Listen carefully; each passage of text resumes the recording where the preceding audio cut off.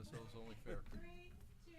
Okay, welcome everybody from around the world. Please stand for the Pledge of Allegiance. I pledge allegiance to the flag of the United States of America and to the republic for which it stands, one nation, under God, indivisible, with liberty and justice for all. Well, welcome everybody to our close quarters. We're in the process of remodeling the auditorium. They're painting it, and we're putting in some new AV equipment and some new chairs. We were using our PEG funds. PEG funds are money we get from the cable companies to help do our cable like this, our broadcasting, our communications. But also, we've become very restricted on what we can spend that money on, and it's mostly capital expenses. So we're updating the auditorium right now, and we hope to have it done by middle of March. We're back in by the middle of March? April 1st. Okay, so we'll be having our meetings in here. So if it's a zoning board, planning board, the township board meeting, DRB, design review board, it'll be in here going forward until April the 1st. No joke. Okay. Also, just a point of reference, item number 5 on the consider approval of appointments and reappointments for the board of review. We have had a change of appointee there. Just want to point that out. If you didn't get if you picked up one, we just have a new person that we'll be appointing, and we can discuss that. I just want to point that out to everybody. And as we start, Mary Alice LeDuc, Bloomfield Township President. Mary Alice LeDuc, Bloomfield Township President. Water rate pricing will soon be on the agenda, and I am here again asking for you to change the blatantly unfair residential water and sewer rates based on pipe size. Here are the facts. The American Water Works Association does not recommend using pipe size to determine water rates. It simply recognizes it as a factor in metering. I have 2 emails verifying their policy. Pipe size should not be a factor in residential pricing. It should only be used for commercial units. The term potential, which the township uses in residential homes, is a manufactured definition, to give you a false rationale for charging some people more for infrastructure costs that are not aligned with their water usage. It is not true, real, or a meaningful metric. Stop using it. Yes, everyone needs to pay some infrastructure charge, but water usage is the only fair measure that represents the cost of buying and processing water. Many households with large pipe sizes are subsidizing households with smaller pipes. My water usage is 5 to 6 units per quarter, yet my bill is higher than households that are using 15 to 16 units. The township is not incurring higher costs because of larger pipe sizes. This is false information. Charge more for water usage and make the infrastructure cost the same for all residents.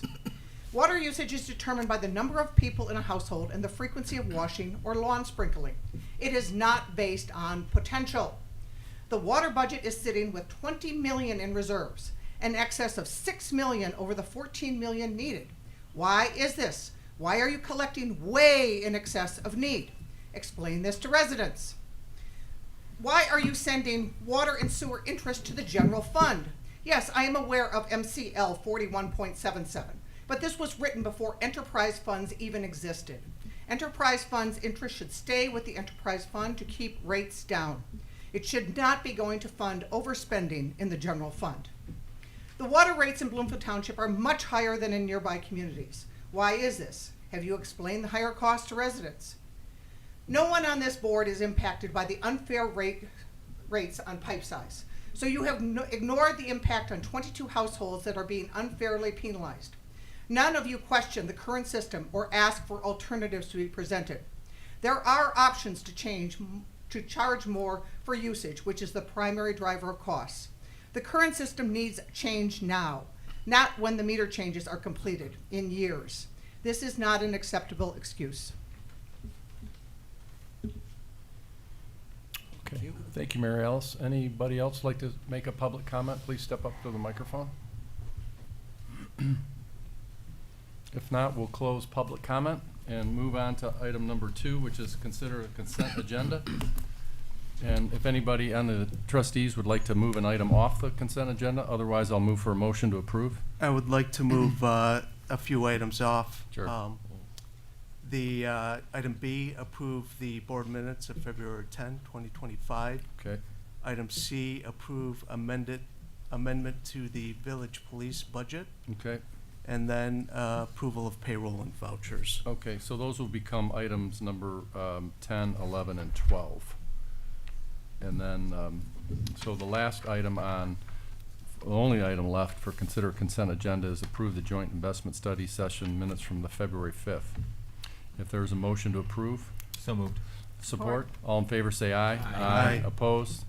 Okay, that's item number 2. Item number 3, we already did that, we did that earlier today, so. we'll- Actually, right. Should I make a motion to Sure. amend the agenda to remove item 3? Yes, and support? Support. All in favor say aye. Aye. Aye. Opposed? Okay. Moving right along, item number 4, public hearing of necessity, Vernor State Special Assessment District, number 4 through 1, presented by Jennifer Werthman, our deputy assessor. Hi, Jennifer. Hi.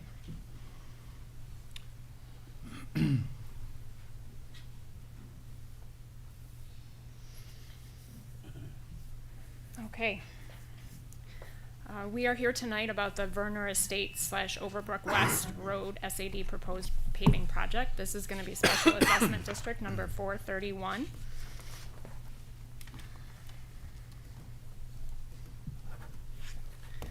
Vernor Estates and Overbrook West is composed of the Vernor Estates subdivision, Vernor Estates number 1, Vernor Estates number 2, Vernor Estates number 3, and then Overbrook West. Here's a map of the entire district, and you'll notice Overbrook West is up off of Long Lake Road, and then the rest of this is comprised of Vernor Estates. The project is 2.9 miles of public road that includes Stoneleigh Road, Barchester Drive, Ardmore Drive, Ardmore Court, Brightmore Court, Brightmore Road, Sandhurst Road, Conmore Court, Compton Way, and Vernor Court. The project consists of pulverizing the existing road and replacing new asphalt pavement 4 inches thick over the aggregate base with full depth cold milling asphalt removal. We'll be doing total curb and gutter removal and replacement where it currently exists, total under drain installation with sodded shoulders. Minor drainage improvements will be made to reasonably assure the drainage of the pavement, and all shoulders and disturbed areas will be covered with topsoil and sod. A maximum 5-foot approach will be constructed to the existing driveways to provide a smooth transition from the newly paved road where necessary. Included a few pictures from Vernor Estates just so you can see the current condition.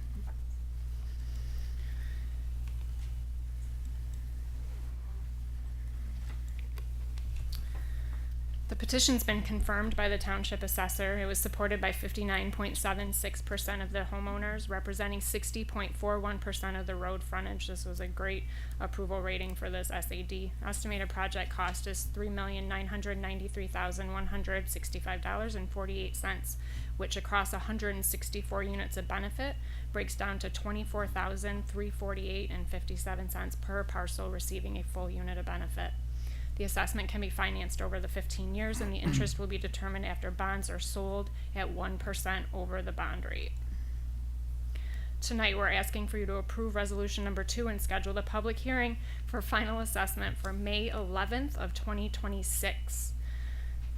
We're also asking that you approve our agreement with the Road Commission. This will allow us to finalize plans and bid the project next year. 26th. Okay. So they really hustled with this. They've been working hard at it, but we are kind of limited by the amount of projects that the Road Commission is able to do. So we have the 2 village projects being completed, which puts them next in line to get ready to go for 2026. Any questions? Which is a year from this.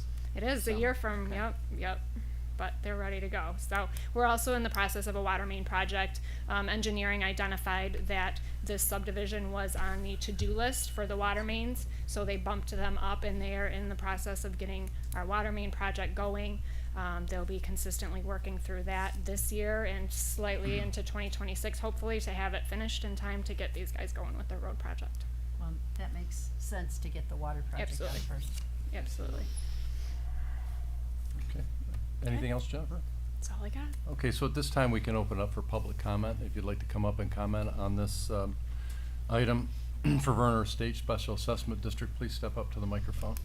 Hi, I'm Lisa Speck, and I live on Conmore Court.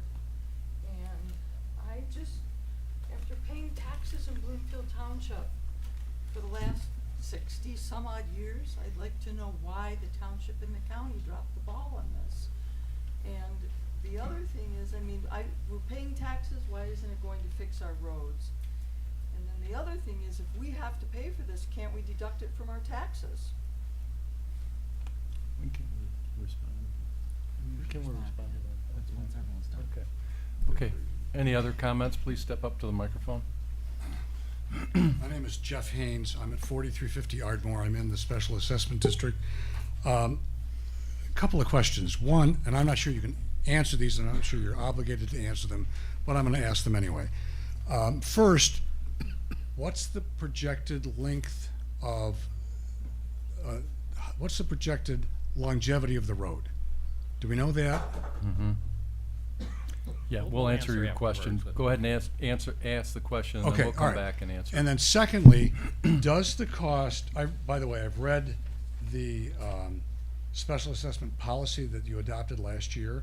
And so I have a question as to whether or not the cost right now includes the township's consulting fees, the township administrative fee, and the municipal bond costs. Okay? So those are my questions. Thank you. Thank you. Thank you. Any other comments with the microphone open? Otherwise, we'll close public comment. My name's Kevin Wood. I'm a 25-year homeowner in Vernor Estates. I'm also the president, and I'm the guy that's been leading this charge with Jennifer. We started back in 2017. We got through the letters of expression, the quote, and then we kind of got locked down with COVID. When we reinitiated it, we had to start the process over, the letter of intent, the quoting, which took some length of time, and then we embarked on the approvals. I think we've done everything right. The communications, we've set up a website, we've had canvassers knock door to door, we've had lots of interaction on it. So I'm really pleased with the collaboration we've had with the township, and the timing is aligned to our expectation. We want to get the water main roads fixed in 2025, and then the roads fixed in 2026. Jennifer didn't mention, but the price has actually come down slightly from the original estimate because of some recalculations of the county's oversight, which was about $1,000 benefit per homeowner. So I just want you to know the vast majority of folks are very supportive. I mean, we stopped taking petitions at well over 100, and we could have kept going. That was just in the first 90 days. So I fully support it, and everyone I talk to in our neighborhood, or at least I shouldn't say everyone, but the vast, vast majority are. So thank you. Thank you, Mr. Wood. Any other comment? Otherwise, we'll close the public hearing, comment, and open it up for answers and comments from the board. No, it's just extremely significant.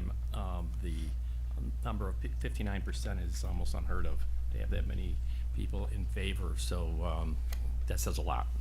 Right. So. Well, and as someone who did their own subdivision 30 years ago, as a young homeowner, somehow I got knocking on all the doors and talking to all the neighbors, but the best thing you can do is keep everybody informed, and you'll have a successful turnout. And thank you. I know how much effort it takes. Glad it's finally happening. And then we have to answer the question about all the costs involved in the bond. And Michael, do you want to answer that question, or do you want Mark from Road Commission? Well, I think Jen should answer what was included in the original estimate. The SAD policy revision that we adopted last year changed how we calculated the bond costs to be more consistent with what they were turning out to be, and to allow for larger bond offerings, which is what these have become. You know, in the past, these were traditionally, $2-3 million types of deals, and last year we did 19 million, and this year we'll probably do 20 million. So I mean, you get economies of scale as you sell more bonds, and so the cost comes down. So that's what's reflected in the SAD policy as it relates to the financing costs. I think I'll let Jen address the other elements and what's changed in the policy. This project falls falls under the old policy. So any of the SADs that were currently in motion at the time when we went through and did the new policy still adhere to the old policy. So this one has, I believe it's a 3.5% on the legal and financing and 0.5% on the admin and management fee. So we switched those over to more of a set rate moving forward, but any of the existing SADs, we kept that old policy. And also, Kevin kind of touched base, but the road commission gave back 5% of their admin costs as well, which is what allowed us to reduce each individual unit of benefit by $1,000. And then would you like to answer the question on the longevity of the new road, or do you want Mark to answer that? Yeah, Mark, you want to come on up? Mark, will you introduce yourself, please? Yeah, Mark Mesler from the Road Commission for Oakland County. I'm the subdivision coordinator for the Road Commission. So myself and my staff did the design, valuation of the roads, et cetera, et cetera. So when we design SAD projects, we design for a 30-year life expectancy. Life expectancy is kind of undefined, but we have many roads within the county that are, 40, 50 years old and starting to go through this process at this point. So I would expect that you will see a longevity of this road. Obviously, as times move forward and materials are updated and et cetera, even though we're designing for 30 years, we're really seeing 35 and 40-year life expectancy cycles because of the upgraded materials that we're using. So. Thank you, Mark. Any other comments from the board? No, Mike, can you just address one of the issues as far as who owns the roads? Right. So the county owns our roads.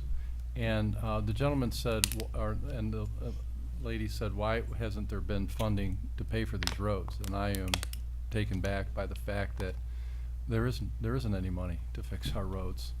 And the money we've been offered is very small in comparison to the cost of replacing our roads. And I was in the legislature when we increased road funding, and they put it through a formula called Act 51, and most of that money gets caught up at the state level and at the county level for main roads, but it's not coming into our neighborhoods, unfortunately. And so we have some work here to do, and they're talking in Lansing about more road funding and how to pay for it.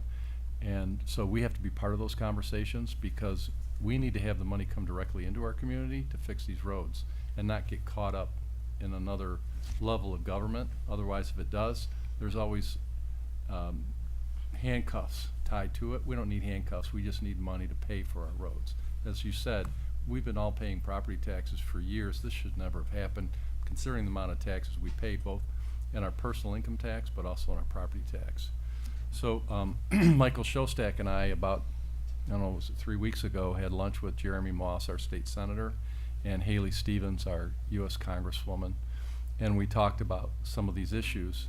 And one of the issues I brought up with Haley is, can we make these SAD, Special Assessment District payments, a tax write-off annually on our returns? Because right now, we get up to about a $10,000 max write-off on our property taxes, and there's nothing there for infrastructure upgrades that we're paying for. It's a tax we're paying that's been levied on us, and we have no voice in it. Basically, we have no choice. So she is willing to work with us on that. I was in touch with her staff last week to kind of lay out how we should go about doing this and how they will go about doing this, and we're getting a lot of cooperation and assistance, and we'll continue down that road. So we're taking two paths here, or more. One is to try and get success, or at least have Washington and the process to look at an SAD, a Special Assessment District for infrastructure, which would be road, sewer, and water lines, to make that a separate tax deductible item above and beyond the property tax. So at least we get something back, right? The next one is we're looking at hiring a lobbying firm in Lansing to help us and help our representatives and senators to achieve some sort of funding to help pay for this. I don't care if it's partial funding, some funding, because right now we're not getting much at all. And even though we have a millage, we probably need north of 10 million annually to pay for our roads, to repair them. As one representative told me, our potholes is what's holding our roads together, and that's not good. So we are working on it. We're gonna put full press on this issue as well as some other issues that need to be addressed, and we'll keep you in the loop, but you're right on the money on everything you just said. Yeah, and hopefully we get at least a tax deduction out of this, because right now it's just straight out of your pocket. And if you take the assessment, figure over 15 years to add interest to it, it really adds up quite a bit, and we're already paying high property taxes. So it's a hidden tax that we're being stuck with, and you're right, poor planning. Absolutely. Okay, was there any other questions or comments the board would like to make? Okay. I do have one question regarding the water and sewer repairs and starting the repair of the road. How much time will pass between completing the water and sewer project and repairing the roads? I can't speak to the water and sewer project. That is engineering that's handling it. I have advised Corey. It was all initially supposed to be done in 2025, I believe, and it's kind of extended into 2026. I've given him our timeline for the road SAD, and I'm assuming that that's being worked out between him and the road commission. We can get an answer though and get back to you, Mark. And how does that impact moving forward with the group? Because if everything aligns with the homeowners association and residents prefer us to wait to do that after the pipes are torn up and damaging the roads instead of paying twice. I think that's what you said we're doing, right? That's what we're The doing. So township, the township's we're doing funding the water main first. project. The township's Yeah. paying for that now, and then the road project will follow the Yeah. water main The project. project for the water and sewer is this summer. Exactly. And then next year is That's is the way it's road being coordinated. replacement. And the residents are okay with having the roads torn up a little bit during that period? They're already. Yeah, Well, pick a pothole. Well, I think it's important. I mean, the township's already communicated to us, they're doing this water line modernization project. And the expectation they've set is they will need to make cuts in the road and then repair them. So we said, time out, we don't wanna put brand new roads in. Can you go to the speaker? Yeah. They're Thank flagging you. us. So the township has communicated to the association that the water line modernization project will require cuts in the road to replace piping. I don't know how many cuts, I don't know, the devastation of that, but I think I have an idea because I've seen it in some other places. So we as an association said, we don't want to do our roads and then have them cut up. So we've worked with the township to put a cycle plan in place to have the water lines done now. You can't hurt our roads anymore. I mean, they're just deplorable. And then following that, we do the new roads. Now, you bring up a point that if something happens and the water lines don't get done, people aren't going to want to do the roads until they're done. That's going to be a really critical, timeline. But there's a year. We have a year in that window. Did I make sense? No, it does make sense, but if you finish one project late, if the first project ends late in the year, they probably won't start the roads until next April. Right.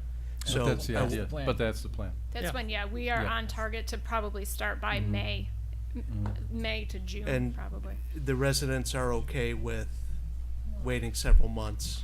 The residents' expectation is we do the water lines in 2025 between spring and fall, or whatever in 2025. Okay. And the road reconstruction starts. Can you go back to the microphone? And the road reconstruction starts in late spring or through the summer of 2026. Okay. So, As I long mean, as that's part of what was That, discussed. that's been communicated, that's the expectation, and that cycle plan works, right? You've Yep. No, cut the I roads, agree with fix you it. 100%. My number one concern is if it finishes in November and you have to wait till spring, summer to start, I don't want residents complaining that why haven't you fixed the roads? We've set the expectation, spring of 26 through Okay. fall of 26 window is when the roads will be done. And I think we're aligned to the township on that. Okay, thank you. Thank you. Thanks. And then one last thing is, Mr. Wood, I want to make sure we get your contact information. We're starting a road committee to talk about roads in the township. And I want to get people from different communities to participate to help us go forward with this. And, yeah, we need some input from the community and help and I assistance. can email it to you, Mike. Okay, thanks, Jennifer. has, Okay. speak often. Any more comments from the board? If not, we'll close this. Public. Make a motion that we have, May 11th, 2026 for the, Second public hearing. thank you, second public hearing. Support? Support. All in favor, say aye. Aye. All opposed? Okay, thank you. Item number 5, consider approval of appointments and reappointments. What's that?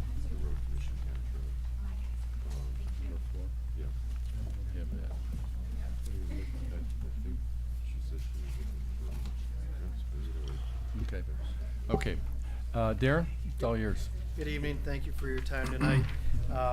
As Supervisor McCready stated earlier, we did have a conflict, a scheduling conflict with our prior appointee. And so I was able to circle the wagons, and I found an excellent alternative for our initial appointee. I think some of you folks may know Dan Tehan. He's been a local realtor here in the township and surrounding areas, West Bloomfield, Birmingham, Bloomfield Township for close to 30 years now. Dan's also sat on the March Board of Review in the city of Birmingham. So with that, comes the specific knowledge of how to operate, how to run, and how to get along with the other 3 board members.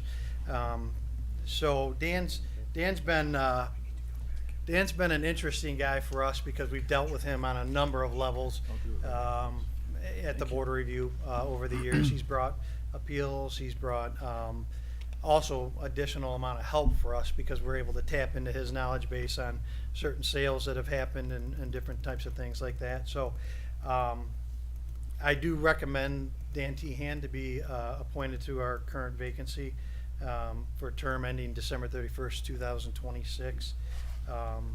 I also would recommend that we appoint our 3 current board members. I guess Jason Davish is one of our current board members.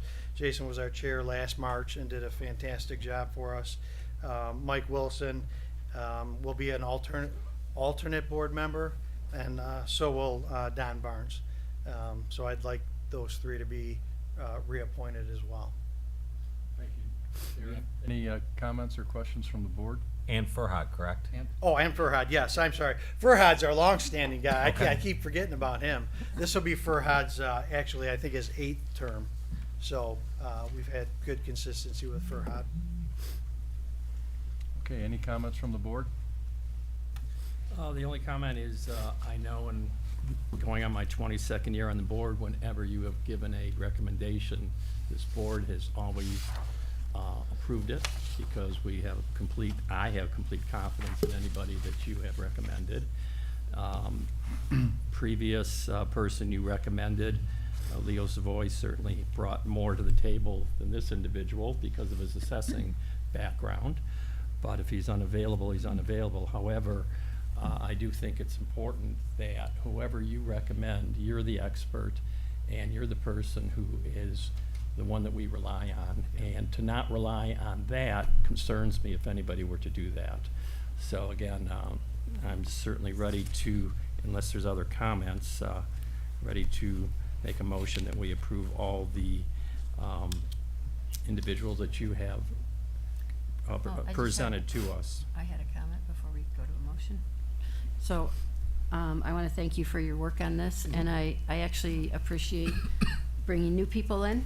I know that's something that we've also talked about. I mean, there's the experience side and there's the new people side, and I think it's always a good idea to bring in people that have a good background but also want to be involved in the township, and sometimes new perspectives, new ideas. I think it's great. So thank you very much for bringing this to us. Dan's going to be an excellent addition to the board. I have full faith in him. So Neil made a motion. Is there a second or support? Support. Support. All in favor, say aye. Aye. Any opposed? Okay, thank you. Thank you. It's approved. And I need to go back to line item number 4 briefly. Mark brought to our attention. Mark, you want to go back and let's revisit item number 4? a second motion that needed to be made regarding the road commission contract. That needs to be approved so that estimates can be made. Was that it? Yes, go So ahead. I move that the township board authorize the supervisor to sign the attached Bloomfield Township Road Paving Services Agreement. Great. Support. Any further comment? All in favor, say aye. Aye. Any opposed, say the same. Okay, approved. Thank you, Mark, for checking on that.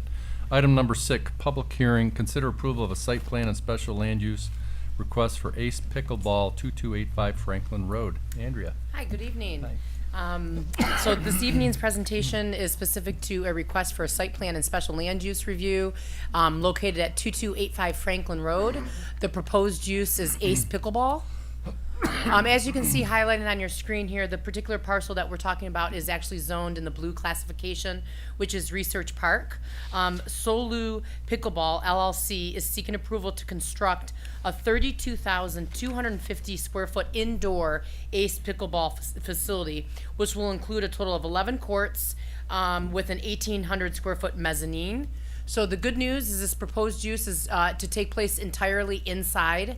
It will not take up the entire building, as the remainder of the building does have office uses near the eastern portion of the site, which is actually located a little bit closer to Franklin Road.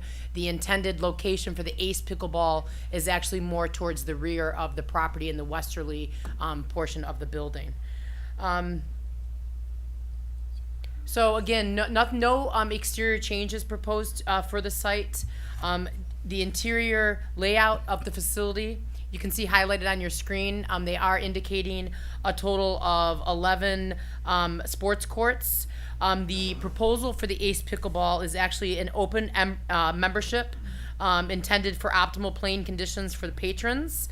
Their proposed hours of operation for this use is Monday through Friday from 6 a.m. to 10 p.m., Saturday from 6 a.m. to 10 p.m., and Sunday, 6 a.m. to 6 p.m. We do not have any hours of regulated hours of operation in Research Park. And again, this is a use that's going to be fully inside, so we do not have any concerns about any noise or impact to adjacent residents. So the master plan does indicate that the subject property adjacent to Franklin Road, north of Square Lake Road, is to be used for technology park and light industrial businesses. The existing property is zoned, as I stated earlier, Research Park, and this proposed use does comply with the provisions of our master plan, as a recreational use complies with the conditions within the zoning ordinance, and it is a special use within the Research Park district. There are other similar sports facilities, indoor sports facilities, that are located north of Square Lake Road off Franklin. We've got the Detroit Skate Club, we've got the Bloomfield Tennis, and then this would just be another indoor sports facility in that location. In terms of considerations for special site plan review, they're not a significant amount of, because there's no changes. The proposal itself, as I stated, is pretty straightforward. They do have existing ingress and egress into the site, which they are not proposing to make any changes to. So you can access the site off Hewlett Drive immediately south of the property. The site plan does show that there are some existing lot lines between the property to the immediately east of the site. They do share a common parking field, as you can see shown on the aerial map. So there is a shared parking agreement that is on record and has been submitted by the applicant, indicating that both the office building located to the rear of the site and the building itself on Hewlett that we're referring to, that they do have a shared parking agreement, and that property to the rear of the site is at 550 Hewlett Drive. So existing configuration with ingress and egress to the site. As I stated earlier, the applicant did provide what we call a reciprocal easement agreement to allow for the shared parking and site circulation between these two sites. The site plan does show a total of 346 parking spaces. The applicant did provide a shared parking study prepared by Colliers, dated October 18th, 2024, and they do conclude that the weekday and weekend parking demand will be met and satisfied with the parking spaces, the 346 parking spaces that are provided. They do note in the conclusion of their review of that shared parking study that the weekday demand will be met, as well as weekend demand, which is going to come in at 331 is the estimated maximum demand on the weekends. And as I stated, the site does have 346 parking spaces. So with the shared parking agreement, as well as the consideration of the remainder of the site building being an office use, they don't operate on the weekends. So the peak hours of the weekend uses of the pickleball work favorably in this regard. In terms of the landscape plan, I do have some photos of the existing site. There are no proposed landscape changes. The landscaping on the site right now, they have provided us with, the applicant did provide us with a landscape plan indicating vegetation that is on site, and it is heavily vegetated and well conditioned. So there will be no proposed changes to the landscaping, and existing conditions to remain. I just want to note that there is a requirement for a dumpster enclosure as well as a loading area, and that has been provided and shown. There's an existing loading area that is again to the rear of the site, immediately adjacent to the building, as well as a dumpster enclosure that does meet the requirements within our zoning ordinance. In terms of looking at this under the special land use provisions that are laid out within section 42, 6.2 of our zoning ordinance, as it relates to any impacts with noises, sounds, light that may be affiliated with the special land use. And in our review, we do indicate that there's no additional noise that's being anticipated. Again, this is totally inside. No exterior changes to lighting, that will remain the same. And then in terms of the aesthetics, again, as I stated, there's no exterior building changes. So in terms of our analysis of any external impacts of this use on adjacent properties, we do not find that to be a concern with this proposal. And with that, I can answer any questions. There is an example on your screen that the applicant has provided of some of their other locations. So you can kind of see what the interior build out of this tenant space will look like. The applicant is not seeking a liquor license. There will be an area to have, to sit down and to have some snacks and non-alcoholic beverages, but they're not seeking a liquor license with this request. And you do see highlighted within your staff report the various responses from the fire department, police department, and environmental engineering services, noting that upon engineering plan review that they will have to calculate the residential equivalent units to be calculated for this building as it relates to this use. Assessing department noting that they have no objections to this proposed project. Lastly, this proposal did have an opportunity to visit our design review board on January 15th, 2025, and was forwarded on to the Planning Commission with a favorable recommendation. And then also they did have an opportunity to present their proposal at January 20th Planning Commission meeting. At that time, a motion was made to forward this request onto the Township Board of Trustees with the consideration that any approval would be conditioned on compliance with the requirements of township departments, compliance with the requirements of the Township Board traffic consultant, and any proposed or future signage would have to be reviewed and submitted for review by the Design Review Board.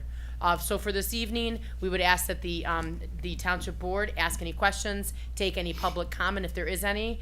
We also do have representation here on behalf of the applicant.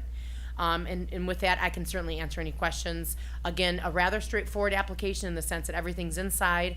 They've got parking demand being met and no exterior changes. So again, with that, I can answer any questions. Okay, thank you, Andrea. And it is a public hearing, so we'll just leave the microphone open if there's any comment. But Matt, you're here. Would you like to get up and say anything? Welcome. Introduce yourself. Good evening, Matthew Sosson, 39,000 Country Club Drive, Farmington Hills, Michigan.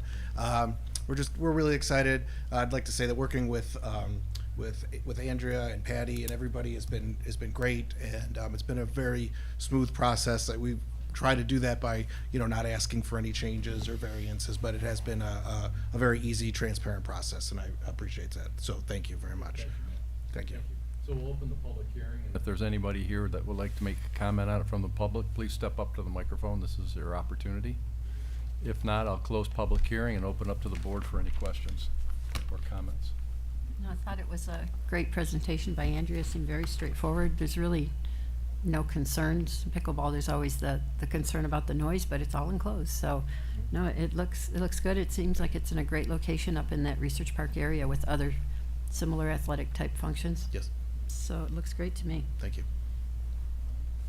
If there's no other, No, just, like I mentioned to you at the planning commission, thank you for coming to Bloomfield Township with this business, because I think it's an outstanding use of the facilities and a great location. Certainly gonna bring a lot of more recreational opportunities, to our residents and surrounding, communities. So, I think, again, it's great. It's quiet. It's not a parking issue, and, I think we'll do very well. Wish you well with it. Thank you very much. I appreciate it. okay, so we'll probably do two motions on this. And the go ahead, sorry, Mark. I've got one question about serving beverages. Will you also be serving food? We will have, water, Gatorade, probably energy bars for sale. That's it. We try to Okay. focus on pickleball. That's what we're focusing on. Okay. If people have birthday parties or if there's corporate events, they'll bring in pizza, wings from an outside party. We'll have nothing to do with it. Yeah, it's a nice area for sporting and activities. You have the gymnastics going on nearby. You have lacrosse and karate, which I'm familiar with, and some dance. So it's a nice area to put this facility. Yep. Thank you. All right, so we'll do two motions on the first one. If we get a motion on the special land use. I'll make a motion on special land use And for support. the Ace Pickleball Support. Court. Support, all in favor, say aye. Aye. All opposed? All passed. The second one is to approve the site plan. I'll make that. Support. Can I just add to that, the conditions for both? Yeah, I these was just gonna things get there. Okay. You were so quick on there, I couldn't get my conditions in there. sorry. So the conditions being in compliance with the department reports, compliance with the parking consultants, and any signage goes to the design review board. Support, Support. all in favor, say aye. Aye. Any opposed? Okay, it passes. Thank you. Good Thank luck, you very Matt. much. When are Yeah, you gonna be, wonderful. when are you gonna be open? Yeah. We would anticipate being open in September. Great, Oh, congratulations. Thank you very much. Congratulations, Really best of excited. luck. Thank you. Looking forward to it. All right, item number 7, public hearing, consider approval of a lot split of 4530 Court Road, presented by Andrea Bibby. Hi, Andrew, welcome back. Hi. Yeah, it was a short wait. This is a proposal for a lot split that you had an opportunity to get an overview at your previous township board meeting. And tonight we do have the applicant here, Mr. Kenny Hanawa. Nick Hanawa, thank you. In the audience here tonight. And the proposal is for the parcel located at 4520. I just want to make a note that the address on the agenda is not accurate, just to clarify. The address that we're looking at is 4520 Okay, thank Horton you. Road. Thank you. You're Make welcome. note of that, 4520 Corton Road. So the proposal here is the parcel that we see highlighted on your screen. It is located at the corner of Corton Road and Franklin Road.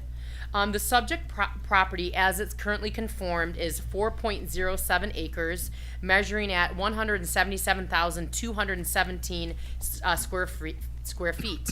As you can see highlighted, it is zoned yellow. That is our single-family residential zoning district. And anytime that we have a request for a lot split within the township, we do have a separate general law ordinance that does require that all the standards within that lot split ordinance are met, or else they wouldn't be eligible for a lot split. So there are no variances that can be sought. They either meet the benchmarks of that requirement and then are able to proceed to the township board, or if they do not meet the benchmarks of that requirement, then they are unable to proceed. So in this instance, we are bringing before you a proposal that does comply with the provisions of that lot split ordinance.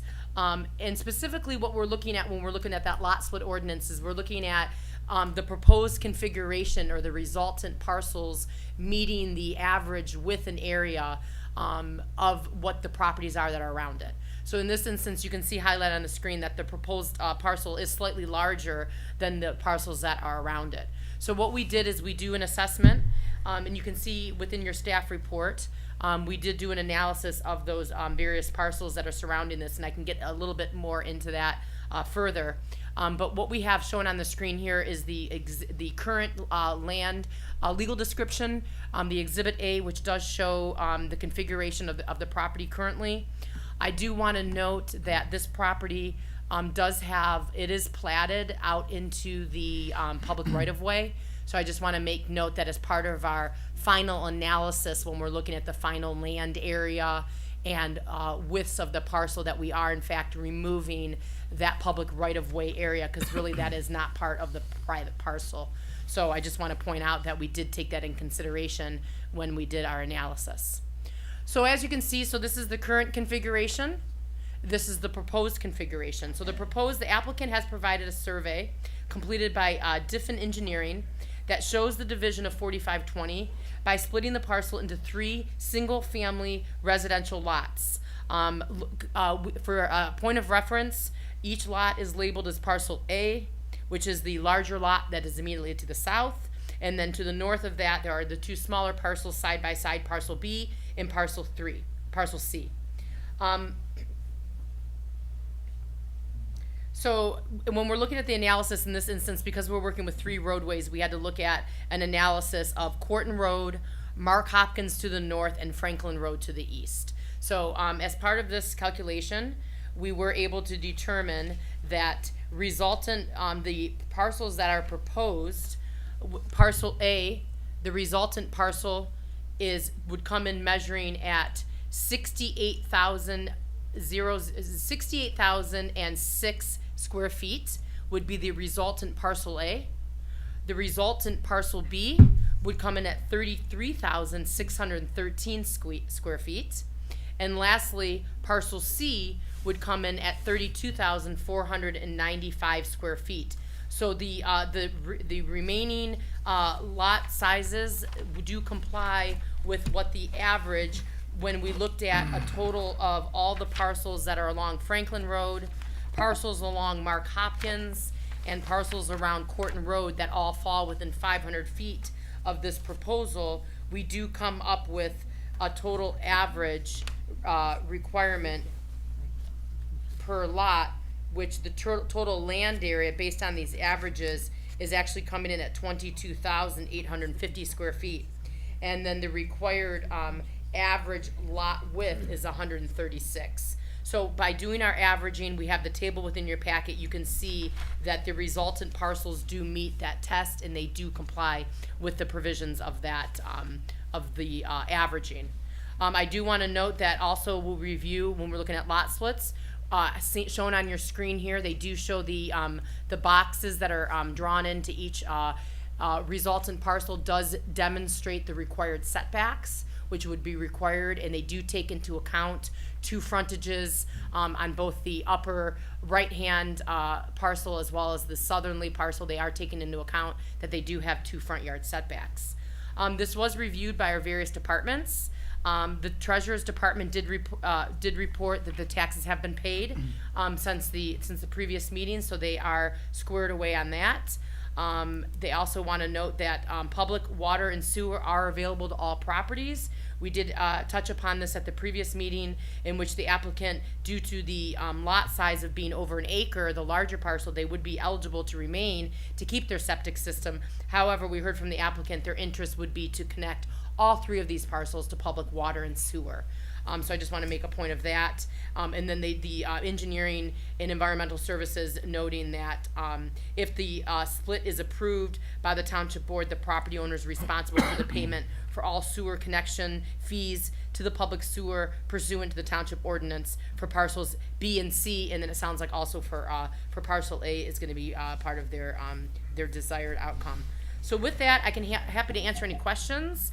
The applicant is, the board tonight would be asked to intake any public input, and I can certainly answer any questions, but ultimately your consideration would be to consider whether or not you have enough information to approve a lot split for the parcel at 4520 Corton Road, known as 19-477-017 is the current legal Sidwell number.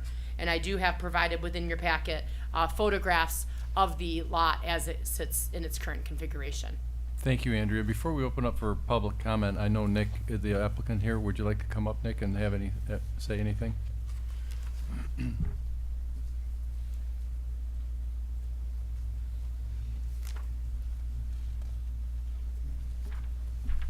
Good evening, everybody. I'm Nick Hanawa. I currently reside at 5420 Wing Lake Road in Bloomfield Township. This property is located right next door to my parents' house. That's my parents' house in the picture, the one on the left. We purchased it a few years back from our neighbor who had owned this property for years and years and years. The home was there. It was in very bad shape. Anything of historical significance was sold or taken out of the house during a estate sale. We initially planned on doing something with the whole family there, but it's a 4-acre lot. I don't want to mow 4 acres worth of lawn every single week, so decided to split it up like this. And the plan is I would like to develop a home to be adjacent to my parents' house on the front half and just sell the back 2 lots. So that's why we're splitting the lots today. I think it's a good use. And we can bring a couple more families into our amazing township that we have. So thank you for your time, and if you have any questions, just let me know. All right, thank you. So we'll open up for public hearing, and if anybody here from the audience would like to speak about this, please step forward to the microphone.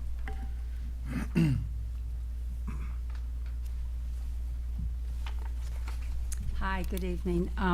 Can you hear me? Yes. Okay, so my name is Barbara Block, and I live at 5455 Franklin Road, and I've been here for about 43 years, and I just want to say I 100% approve of this development. It's going to be wonderful. It's going to enhance the whole area, and I just wanted to say thank you. Thank you, Mrs. Block.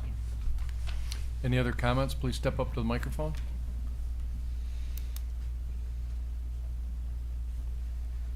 Hi, I'm Steve Harris. I'm the president of the Nob Hill Homeowners, and Nob Hill is directly north of and right next to where we're talking about. We have deed restrictions on the 3 parcels that put together Nob Hill, and in the front of our homes we have plantings that are required as part of our homes. So I would like to work with the township and the owner to make sure. I mean, we can't impose those deed restrictions, and I know we can't, but we'd still like to have foundation plantings, because that would be consistent with Mark Hopkins and all the other homes on Mark Hopkins and elsewhere throughout our subdivision. So I'd ask that you think about that. And also, we heard there's, the roads might be chewed up, or I'm not quite sure how those sewer connections will be made. We went through, we paid for our roads to be redone maybe 10 years ago. And so there's, maybe another 20 plus years of life in those roads. I don't want them to be destroyed by this potential sewer hookup or whatever construction, whatever is going on. So we ask that you think about that as well. Thank you. Thank you, Mr. Harrison. Make sure we have your contact information. I'd like to talk to you about our road committee we're putting together. Be great to have your input. Sure. Any other public comment? If not, we'll close the public hearing and open up to the board for any comments or questions. No, just that the lot split certainly meets our criteria. In fact, Mr. Hikawa, if he wanted to, can have additional lots. It meets the criteria for that. And I know from his previous properties in the township and his parents' property that whatever he does will be very tasteful and will have outstanding landscaping. And he will take care of whatever he needs to take care of. I know him, and I know he will do that. So I just want a clarification. Nick, I live right near there. I drive by it all the time. And in looking at the plot, it confuses me because apparently there's a lot right now between your parents' house and this property, and it's all orange fenced, but then it appears like another vacant lot with like pine trees planted. So that is part of this parcel, is what it looks like from this. But when you drive by it, it looks like the construction zone is here, and then there's this, unbuilt lot with a row of clearly planted pine trees. So they've kind of beautified that in the short run, but that's going to be part of your new property, right? Yeah. Okay. Oh, that's fine. Yeah, so the reason reason that was like that is Mr. Barnett was saying we could have done more lots, and then initially we were going to keep just that one lot next to that house, but then we decided to just keep the whole entire front lot, so that property would actually be completely utilized in that way. Yeah, So- when we saw it being torn down, my husband and I were saying, how many lots are they gonna split this one into? And when I came and Right. saw it was only 3. Those are nice Right, sized yeah, I lots. mean, I think we could have easily done 4, even here. I didn't run that analysis. I don't want to get into I all can't that. It say. was a long process. I think we could have done 4, but I decided to just keep the front, the whole entire front. So that'll all be utilized in some fashion. Obviously, we're going to do plans, hire an architect, an engineer. Well, and I'm familiar with your house with your decorations, Yeah. so I have every good faith that it will be beautiful when you're done, and so. we've been living there since I think 1996. I actually went to Conan Elementary and Bloomfield Hills Middle School, both. I graduated from, I went to both schools, so I've been growing up here my whole life. We just want to do good for the township, and so we're gonna make sure, like you said, to do a very tasteful project there.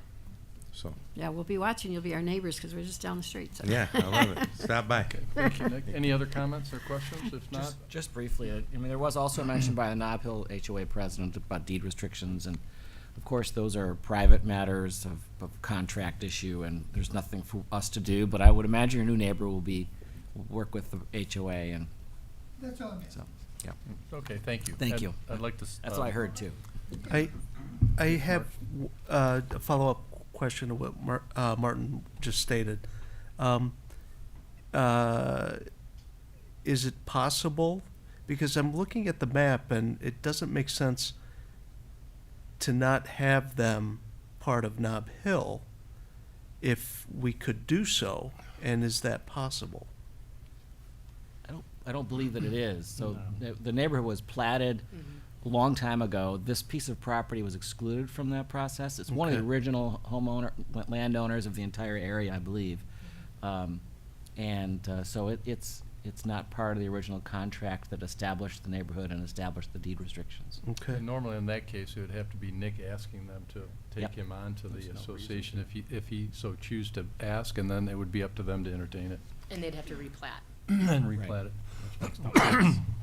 Okay. Any other comments? If not, I'll entertain a Make motion. Thanks for the question, by the way. Unless there's anything else. No, I just want to add that Yeah. I think this is as everyone said, a great opportunity, and I'm very much supportive in the fact that it could have been more, and so I respect that he wants to be close to his family and do something nice, and have two nice sized parcels.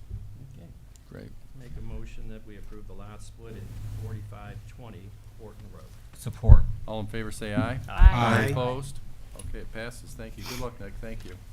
Item number 8, consider approval of a site plan for the DFCU, I think it's Dearborn Federal Credit Union. Yeah.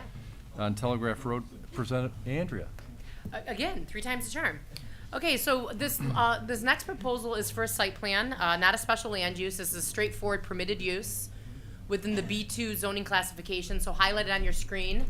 This is located on the, northeasterly side of Telegraph Road, in front of the Acadia-owned shopping center, where we've got the likes of Home Goods, TJ Maxx. This proposal for the DFCU Credit Union is for a new standalone structure. I highlighted it on your screen here. It's in one of the outlots that immediately abuts Telegraph Road. And then here is an aerial of the property as well. This has been used in the past for Christmas tree sales. So Mr. Lutz unfortunately will not be able to continue, at least that in location, selling his Christmas trees, because the proposal we have before you would be probably a little difficult, unless they could do it in this parking lot. So the proposal is for a new 3,454 square foot building with 3 drive-through lanes. So the credit union does have access to the drive-through lanes. They are located behind the building, so opposite of Telegraph Road, so there'll be no visibility from Telegraph Road. Again, this property is located on the south side of northeasterly, side of Telegraph Road north of Square Lake. The property is currently vacant, and it's identified as 1.26 acres within the B2 Community Business District. This does comply with our 2007, as reaffirmed in 2022, master plan, which recommends commercial uses on this parcel. So this does comply with the provisions of our master plan. So in terms of site circulation and access to the credit union, access to the site is being provided by 2 drives. However, us that are familiar with that shopping center do know that there's various access points in which you can get into the shopping center. But specifically for this site, they are showing 2 drives. One of which would be more interior to the shopping center, which would be along the ring road, the interior ring road, which would be to the east of the subject site, as well as there is the second form that's an existing 2-way drive along the western lot line, which connects to Telegraph Road. Pedestrian access is provided to the interior of the site with concrete walkways around the proposed building.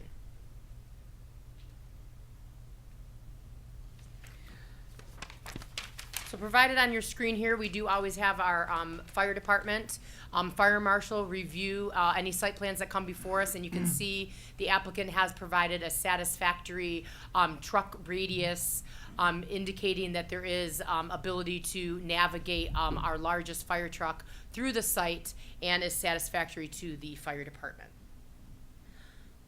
So I'm kind of jumping ahead here. Let me continue to go through the site plan itself before we get into some of the details.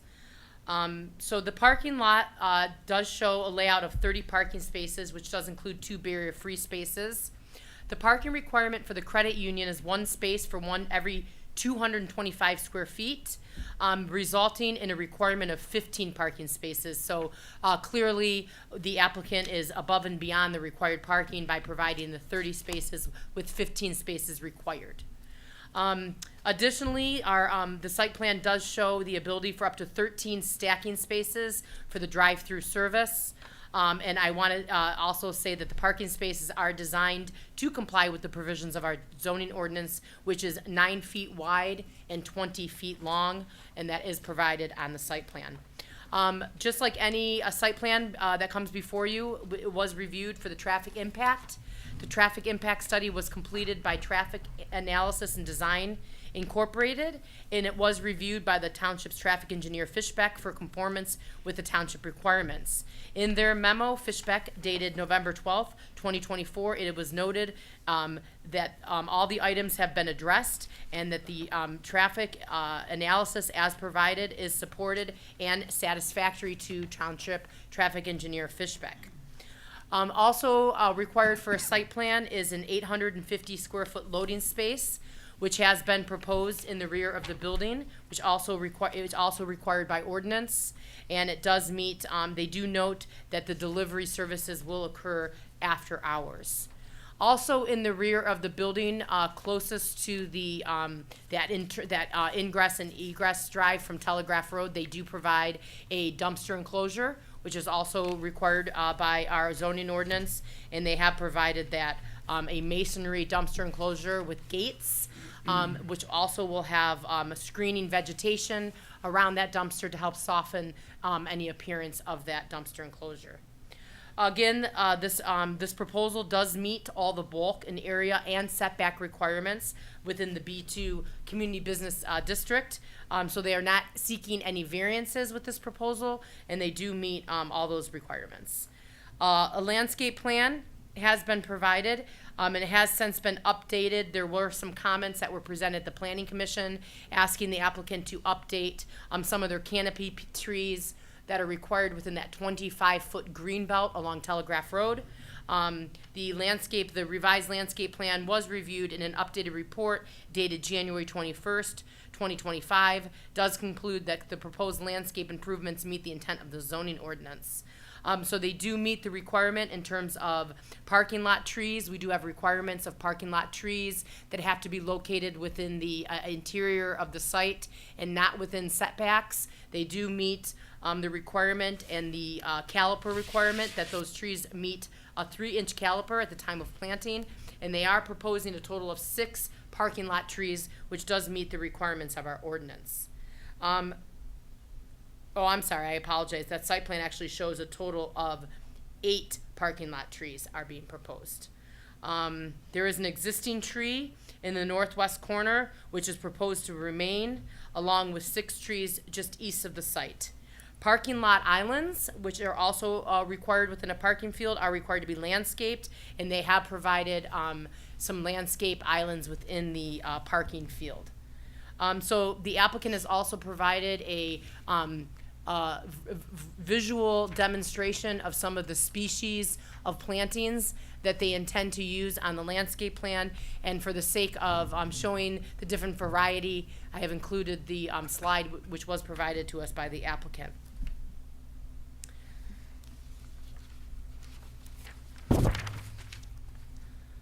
So moving on, ground mounted mechanicals, there is an area that is proposed to house some ground mounted mechanicals, which are proposed to the south of the site.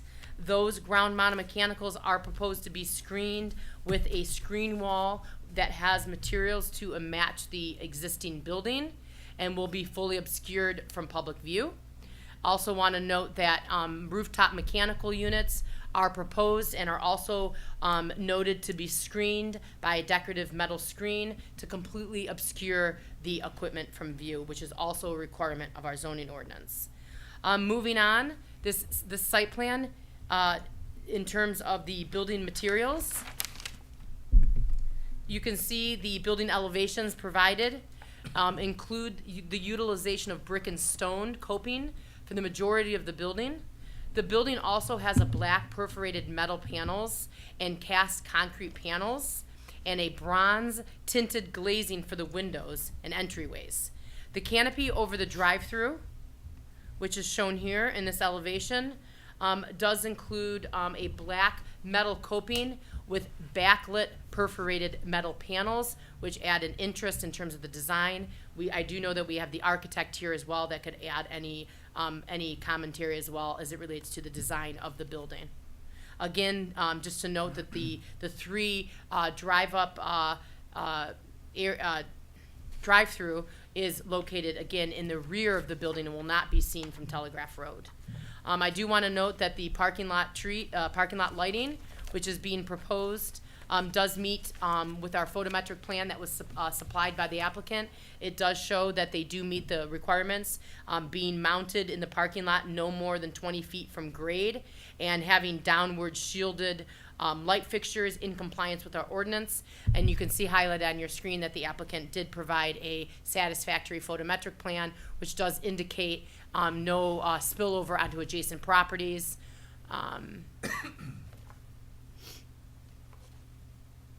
And also here's a site photo of the property as it is in its current configuration. Just going back to reviews from our various departments, the fire department did have comments provided within your packet, noting that there will be fire suppression and fire alarm will be required for this project, and that can be done during the permitting process. Also noting that the fire department connection, the FDC, must have a fire hydrant within 100 feet of it, and placement of the FDC is approved by the township consultant AHJ. This can also be done during the permitting process. Police department having no objections to the proposed project, and then environmental and engineering environmental services, noting that both themselves as well as Hubble, Roth, and Clark have reviewed the preliminary site plans with respect to water main, sanitary sewer, stormwater, and general site improvements. HRC recommends approval of the preliminary site plan by the Planning Commission and Township Board, and in Engineering Environmental Services determined that necessary revisions have been made, and it also recommends approval of the site plan. So with that, I can answer any questions. This did have an opportunity to go to our design review board back in on January 15th, 2025, meeting with a favorable recommendation, forwarding on to the Planning Commission with a 3-0 motion. And then moving on to the Planning Commission, where there were a list of 5 conditions in which they made their recommendation onto the Township Board. And those, of the four conditions still remain in your packet, because the one condition of requiring the revised landscape plan has since been addressed and is no longer listed as a requirement within your packet. So with that, I would ask that you take any public comment. We do have representation here from DFCU Credit Union, and I do have listed in there the four conditions in which you should consider potential approval. Thank you, Andrea. Just for clarity, this is just a site plan, not a special land use. There's no public hearing. Correct. Then I apologize about the public hearing. You're right. It is a public hearing, a public meeting. And I know our applicant here, would they like to come up and have anything to say? And we can open up to the board for questions or comments. Shirley has something. She always has All right. something to say. Come on up to the microphone, please. Hello.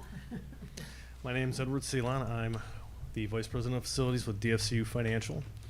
And I'd like to thank everyone for having us tonight, all the hard work the township's done to get us here. It's a great site, it's a great community, and we're excited to be here.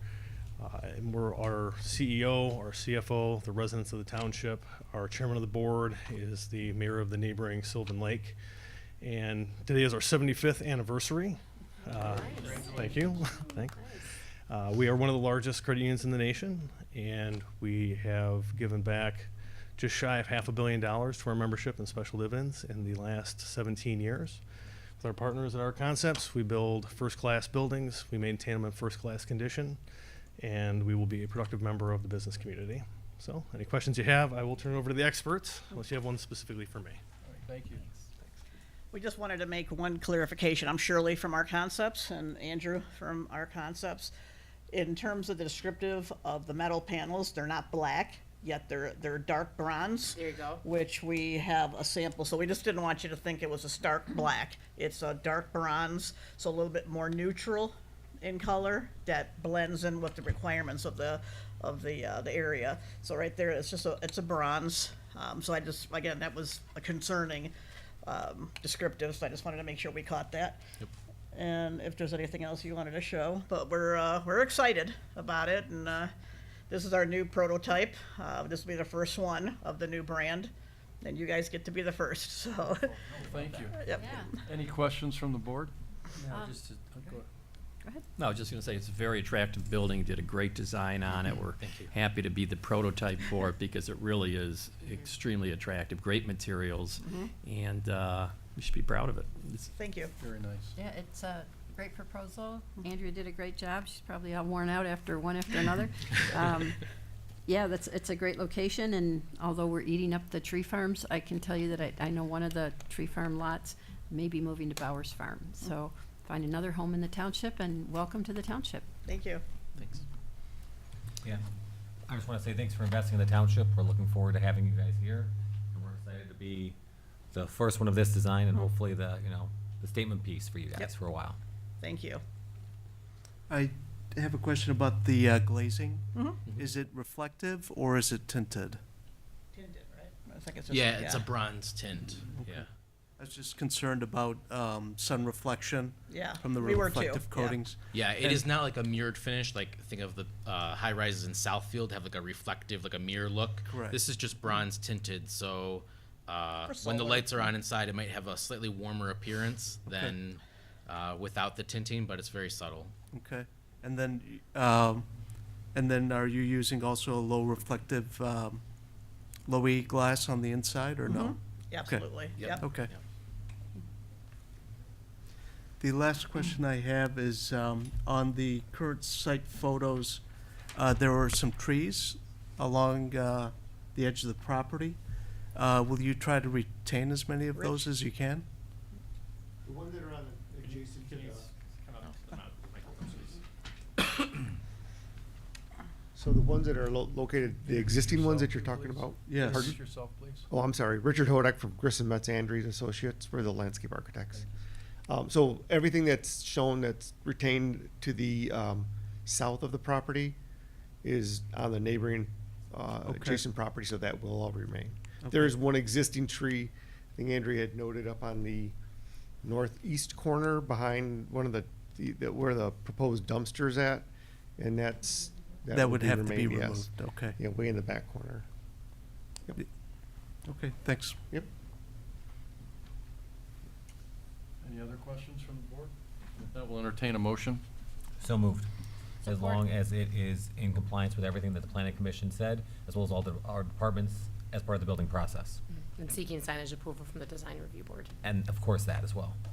And one quick clarification, the notation for, at the end of the memo also mentions special land use, so Oh, we're just okay. approving a site plan. When you say so moved, Yeah. not, So moved. there's no special land use. Just the site plan. Correct. Okay, and there was support? Support. All in favor, say aye. Aye. Any opposed? All right, great, congratulations and good luck. Thank you. Welcome to the Thank you. Bloomfield Township. Thank you. All right, item number 9, consider adoption of special assessment deferment program presented by our treasurer, Michael Shostak.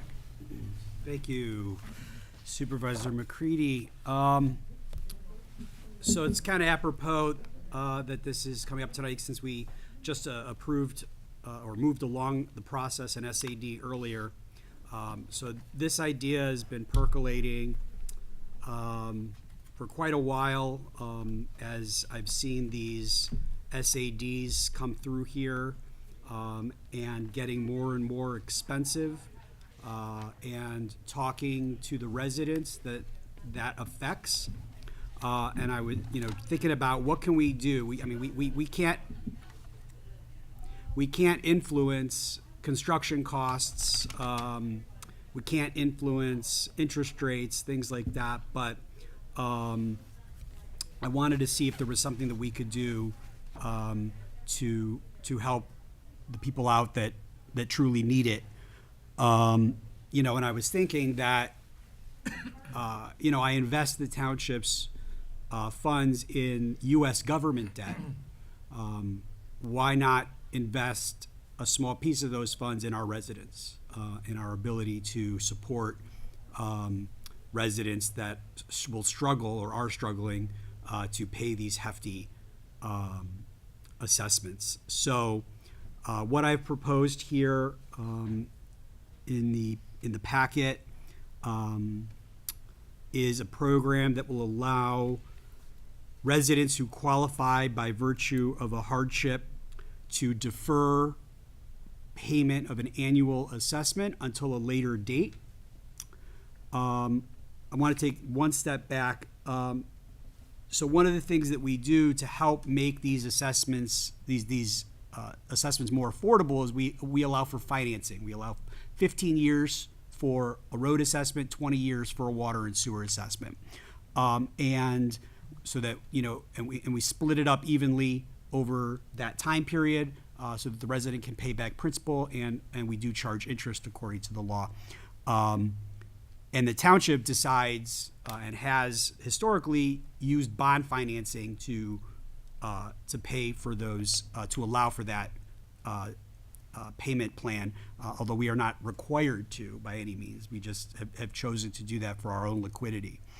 The other thing I wanted to add is that we also offer for property taxes, we offer a hardship exemption for residents who qualify, again, by virtue of a hardship.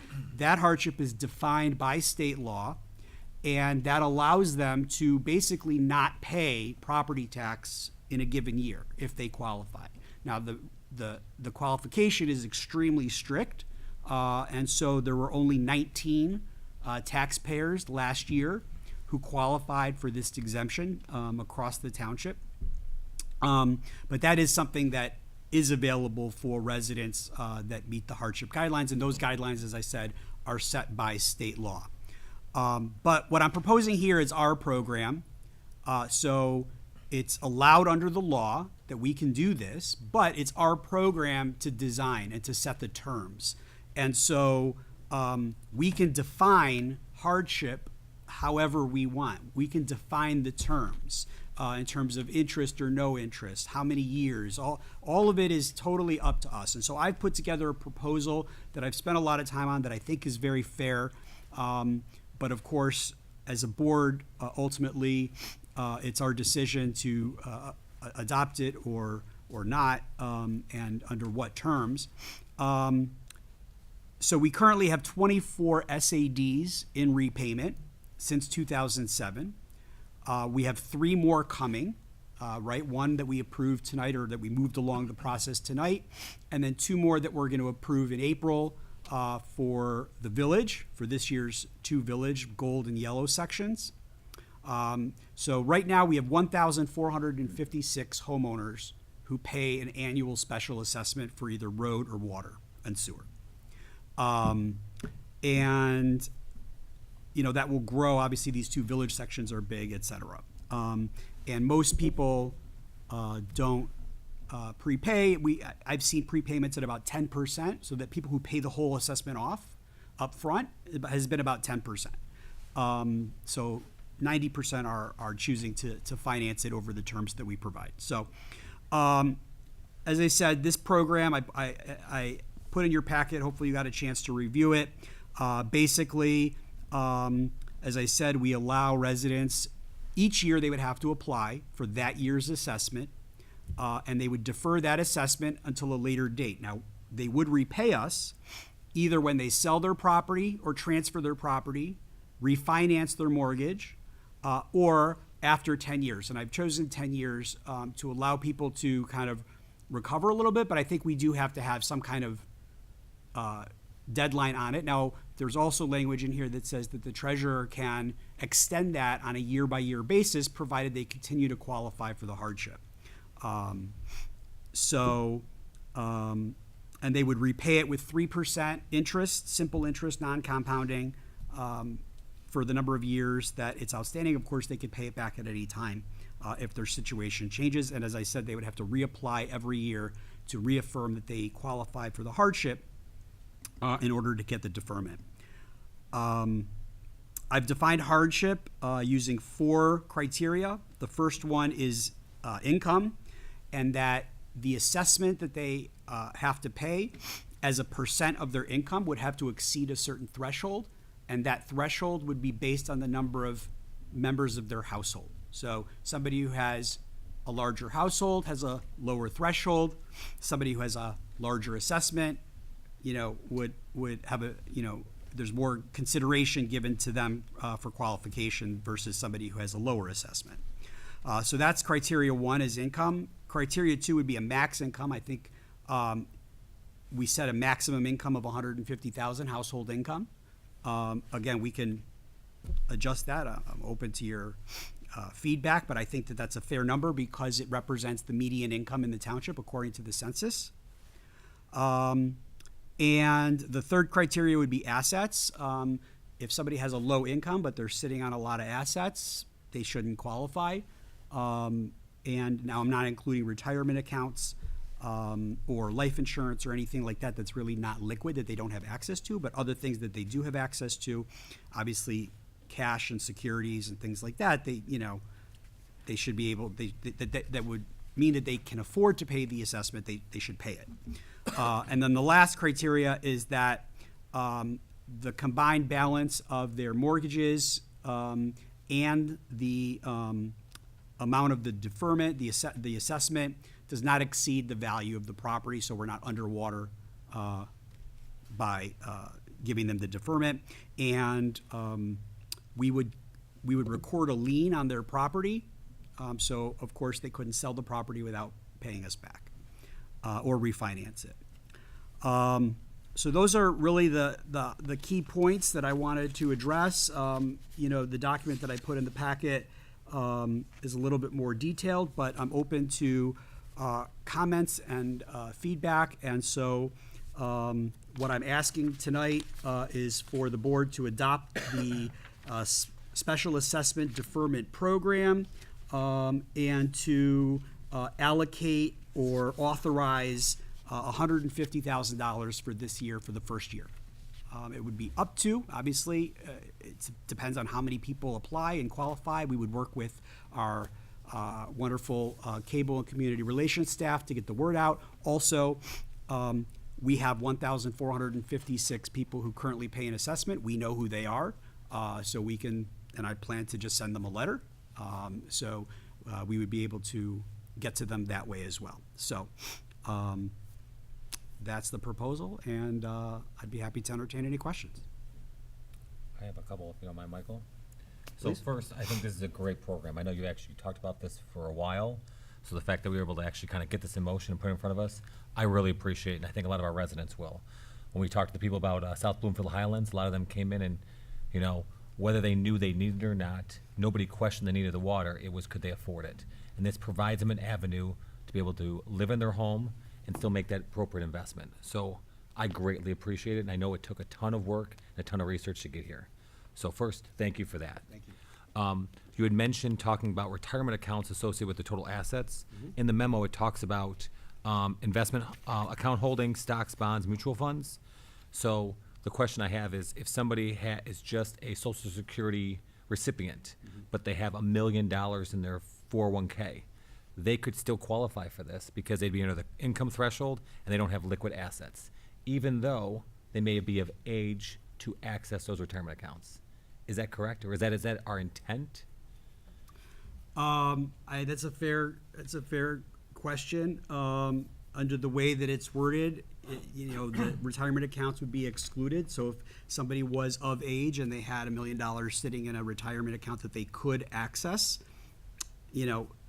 theoretically, we can make a decision as a matter of policy if we want to require them to access that or if we want to exclude it. And I'm open to modifying it to say that, because you've got to say that if it's a retirement account, you have to be of age. Yes. Right? But then at the same time, do we want to be,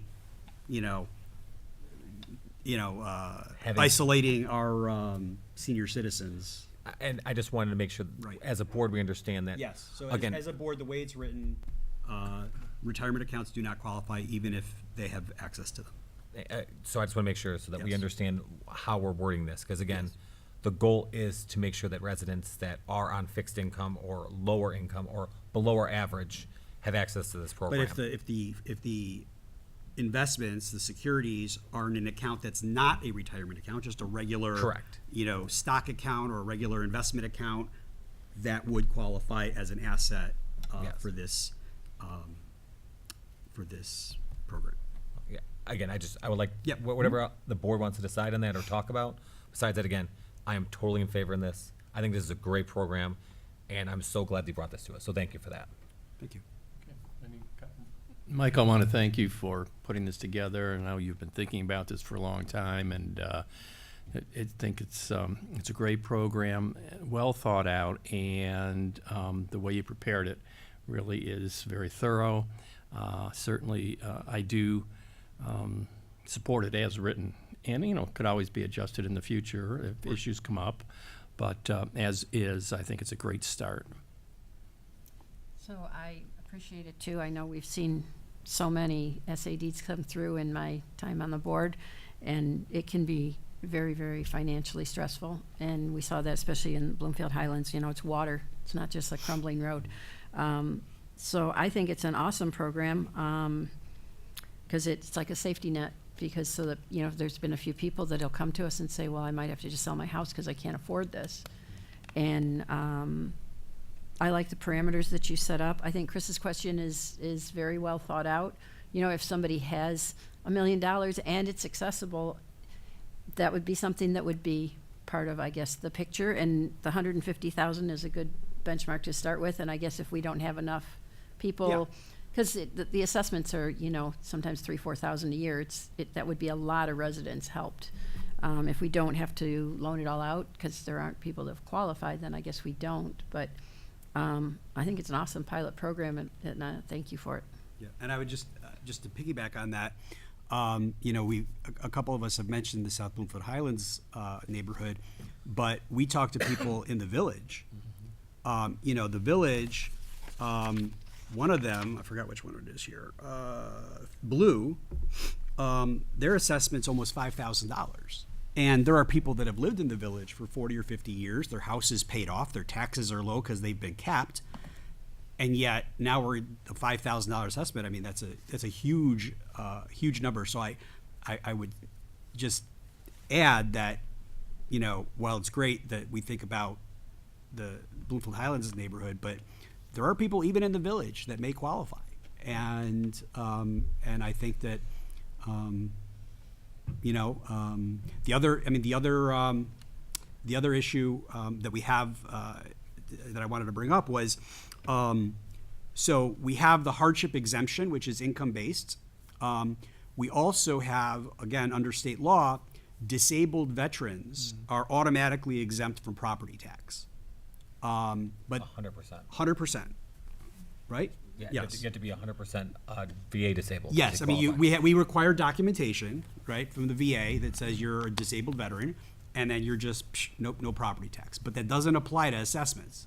So there's a guy that came in this year who's a disabled vet who lives in the village, and he's like, I haven't paid property tax, whatever, but I got to pay this, $3,500 assessment, is a big deal. And so, as I thought about this, I said, well, I put in here that if you qualify for the hardship exemption, you're automatically covered for the assessment, right? Because the requirements are so strict that if you qualify for that, you're going to qualify for this. So we don't even need to spend time on it. You just qualify for it.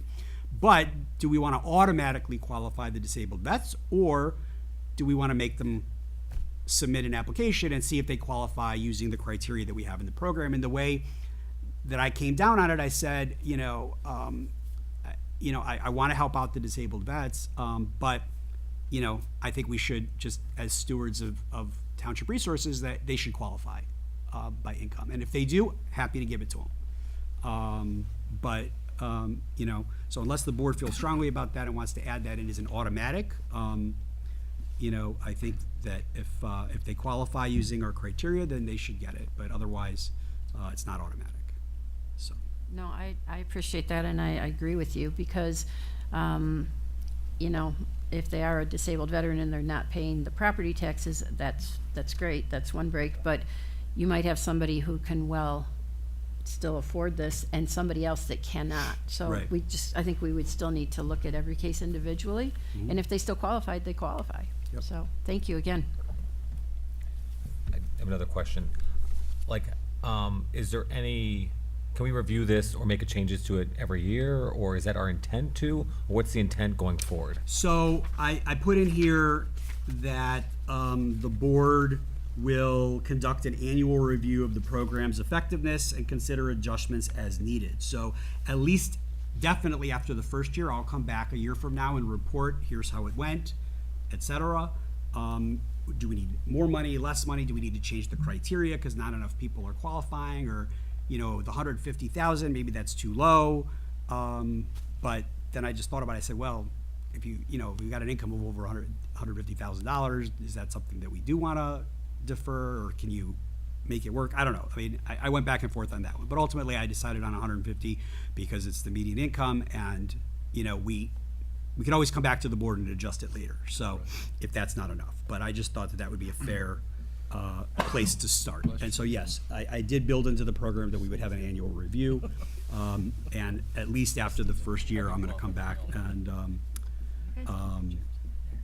present to the board, here's how it went, and if there are any changes, and there's nothing to preclude me from coming back earlier if I think something needs to be changed earlier.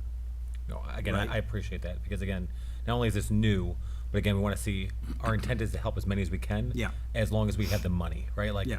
Invest in our people, invest in the people that invest in us, so. Right, love the- look, we're charging interest, Mhm. right? So if, to the other residents of the community that say we're using, township dollars that are not being invested in, bonds or something like that, or money markets, okay, so this is earning some interest, and 3% is around what we're, probably gonna be earning, going forward on our liquid investments. And, we invest in the US government, why not invest in our residents? So, Thank you, Michael. It's very nice. that's Well done. Any other comments or questions for Michael? I want to sort of piggyback on that. This is great work, Michael. I appreciate it. The leadership you've shown on this is incredible. It to me strikes the right balance on all points. Thoughtful, fair. It's just appropriately generous, and but not overly so. It's just a good example of good government, I think. Thank you. And I appreciate all the work on it and the leadership you've shown on it. And I support it the way it is, and also support your flexibility with regard to the contents you've proposed, and the oversight that you've included in the policy with regard to the board. So all around, I mean, I'm just so happy that we as a board have this in front of us to adopt, to help our residents, and that we're doing it in a fiscally responsible way. Any other further comments? If not, I'll entertain a motion. I do have one on the household gross income.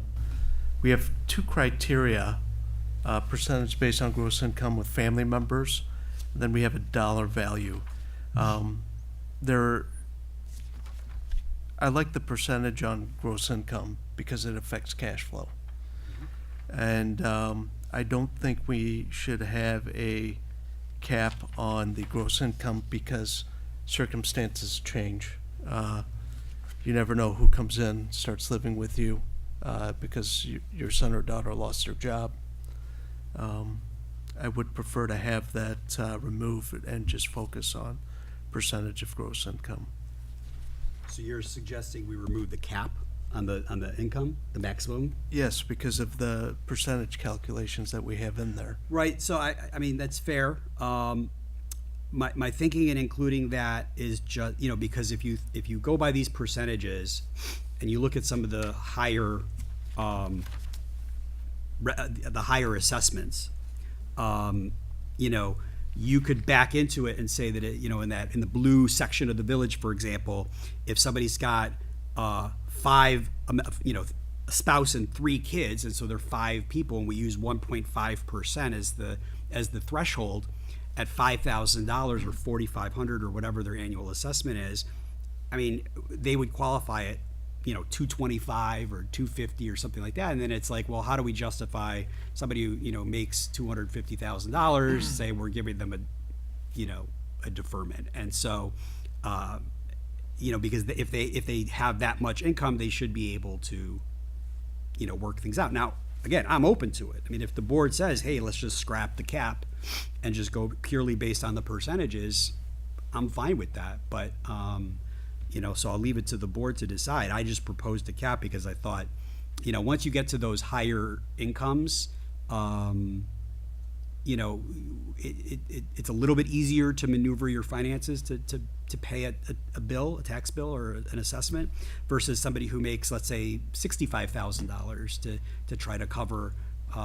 Which is the annual household income in the U.S., I believe, right? 65 or 66,000. Somewhere that, the median, yeah. But I mean, granted, this is Bloomfield Township. That's not the income here. I mean, the median income is $150,000 according to the census, and so which means that half of our residents make more and half of our residents make less, and so. But that can be skewed because we have some residents who make so much money that it. Well, this is the median, not the average. Okay, median. Yeah, so this is the median. So it's exactly the 50% point. So half make more, half make less. I mean, Mark, I hear what you're saying, and I'll defer to the board in terms of what you guys want to do. If you want to pull that out, that's. So I appreciate Mark's question, but I think the biggest hardship is when I saw some families in the school district do this during the recession. You lose your job or your business fails. Well, if you lost your job or your business failed and you had been making more than 150, you aren't making 150 anymore. Mm-hmm. So I think it's kind of a moot point because I think that's the biggest, quick hardship that somebody is going to face. And I think the 150 is quite a generous marker.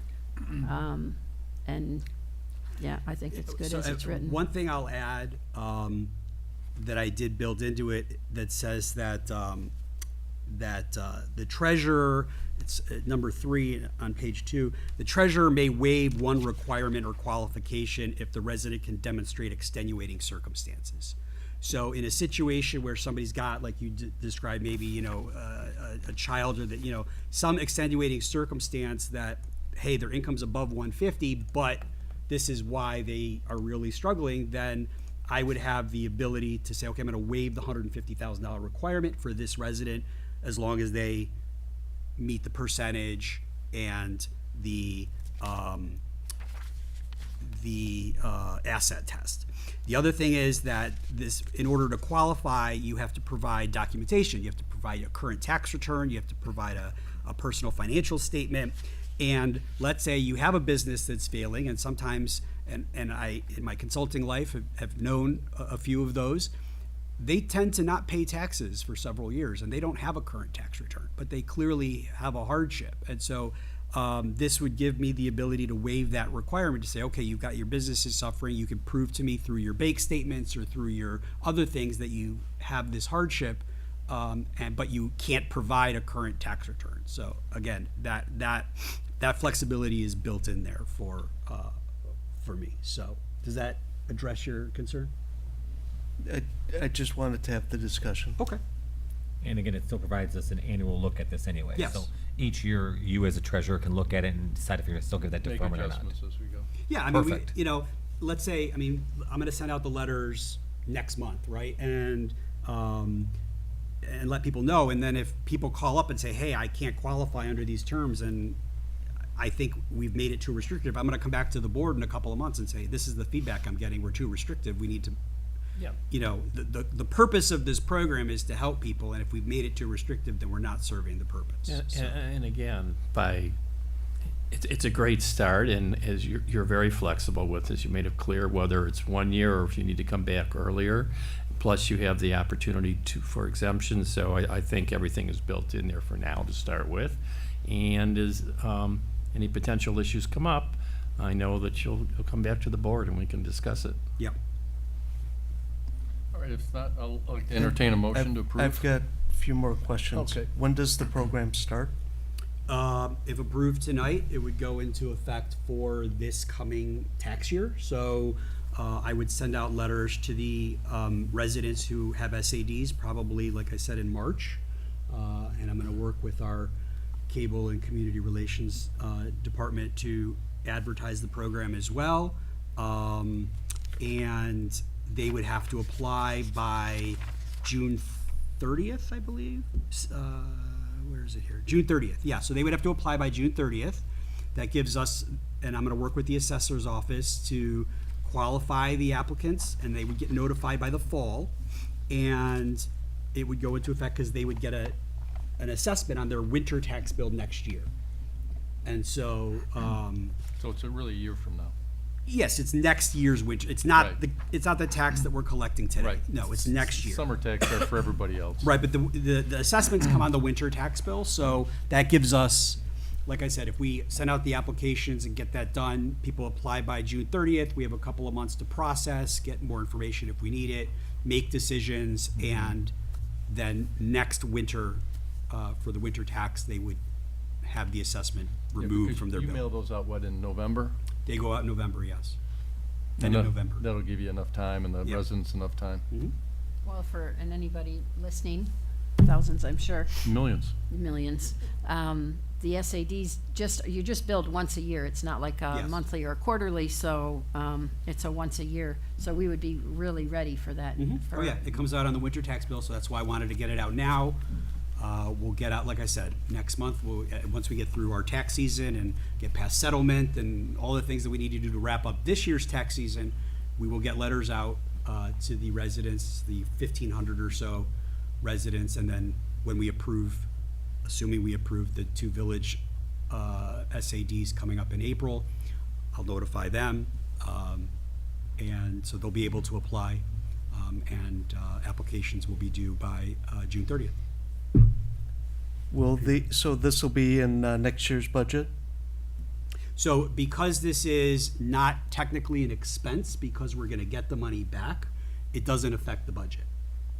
And how will the SAD payments on the bonds be made? The township will use general fund dollars to cover the assessments that are deferred. So that's why we're earning interest on the general fund dollars, just like we would if they were invested in any other, bond investment.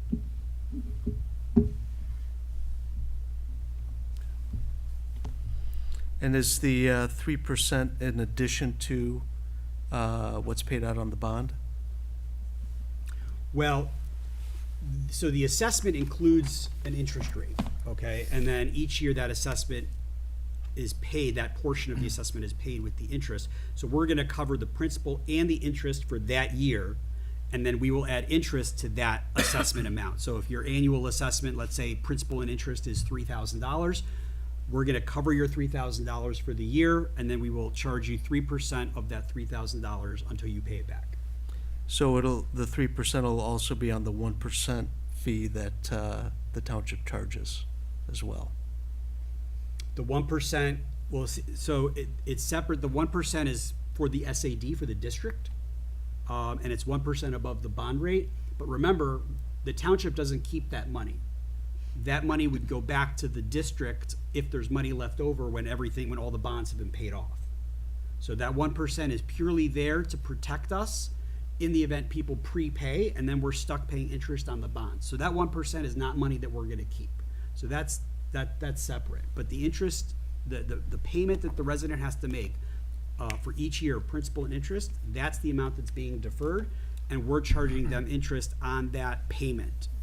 And then that, so that 3% is for the general fund's money, essentially, which is why it's not a budget item, because, you can think of it essentially like a loan, right? We're loaning the money, and Right, we're but we charging still have to have the 3%. 1% in case people prepay. Right, but the 1% is part of the is how the payments are designed, and then but we're paying that payment for that year, Right. and then we're charging them interest until they repay it. Right. And there's a mechanism for how they repay it, whether they sell their house, they transfer it, they refinance it, or So, after 10 years. as an example, Michael, on the SAD for the South Bloomfield Highlands water, Mhm. You had many people come in and pay it all up front that you didn't expect, right? Well, it was about 10%. Right. Yeah. Right. I mean, And that's again, unusual, given isn't what it? everyone's saying, we always think about with South Bloomfield Highlands, it was a little surprising to me with the number of people that we got that paid it up all up front. And all the SADs. But it was about 10%, which is consistent with our other SADs. SADs. Yeah. Right. So the 1% is built in for those that come at any time during the 15-year SAD program that prepay. Yes. We still have to pay that interest on the bond. Correct. And so that 1% is built in to give us cushion to be able to make the bond payments. Right. But at the end of when the district is closed out, after the bonds are paid, if there's money left over, that gets returned To the residents to the that have been residents paying on the SAD. who paid on the SAD, correct. It goes to the household. It goes to the owner of the house. So, I mean, Right. if And somebody pays for 14 years and then sells their house, and somebody moves in that last year, and there's a refund, whoever the new owner is gonna get the refund. And it's a totally separate issue, has nothing to do with what you're doing, because there's a SAD policy that lays that out. Correct. It's not on the table today. My question was if we're collecting the 3% on the one as well. And That's kind of an interesting point, though, because. Yes, and Yeah. I guess the Yeah. answer to Yeah. your question Yeah. is Yeah. yes. Yeah. House, and you have something to negotiate And if you know you're getting how a does refund. this, how is it tracked if someone sells their home? So we're gonna file a lien or record a lien on their property. Okay. And when somebody goes to sell their house, they have a title company that insures the title transfer. And they're gonna see that the lien is there, just as if there was a mortgage lien. And they're gonna contact us. In the lien, it's gonna say contact Bloomfield Township Treasurer's Office for payoff information. They'll contact my office and we'll give them a payoff, and that will get paid as part of closing. They can't transfer the house without paying us off. Would they only have to pay off what's the township has contributed, and then the new owner could pick up the remaining payments on the SAD? Yes, but again, I think you're conflating two things. One is that if somebody sells their house 10 years into an SAD and there's 5 years left, and then the new owner comes in and pays those 5 years. But what we're talking about is what we've loaned essentially to the resident for to cover their assessment that we. Correct, and I just wanted to clarify that it's only to recoup Yes. the 3% interest. Correct. That's due to the township plus the Right. principal. So just to give you another example, let's say in the instance that Trustee Murray brought up that somebody loses their job, and so they, for 1 year, don't have a job, and they qualify for the hardship, we would defer that year's assessment. And then the following year, they have a job and they make enough money, and then they wouldn't qualify. So we only deferred one assessment. That deferred assessment would sit there for 10 years or until they sell their house, accruing 3% interest. Now, of course, they could come in and pay it off if they don't want to accrue the interest. But they would, when they go to sell their house, or after 10 years, they would have to pay it off with interest. So at closing for selling their house, they would only have to pay what they've deferred, not the rest of the assessment. That's a separate. Okay. Makes And for then, interesting negotiations if you're buying a house and that you have the lien on it. Be very interesting. Well, it's just, it's, again, if you're selling your house and, when you go to sell your house, your real estate agent will typically give you a closing projection of how much money you're going to walk away with. Mm-hmm. They just got to include the assessment and, or the lien that we have and how much it's going to cost them, so that they plan ahead that money's not going to be available to them, because it's going to get paid to us at closing by the title company. Right. and then how will we notify residents regarding the lien and their current balance? Good question. I mean, they'd be able to call anytime and get information. I didn't contemplate sending out like annual statements or anything like that, but depending on the number of people that do that, I mean, we could consider that. Would that be noted maybe on their property tax bill when we send it out that there's a lien on No. it with a balance? Well, No. if a lien is filed on a property, the homeowner is gonna have a notification of that lien from the Register of Deeds, so they'll get a copy. Well, they of have, I that. mean, the homeowner has to sign the lien. I know. They're Right, gonna- so, they're gonna get a but in terms copy of, it. I think Mark's question was about their ongoing balance. And again, I didn't both contemplate that we questions. would be sending out annual statements, but a resident could certainly call up and say, hey, how much do I owe on my deferment? Oh, okay.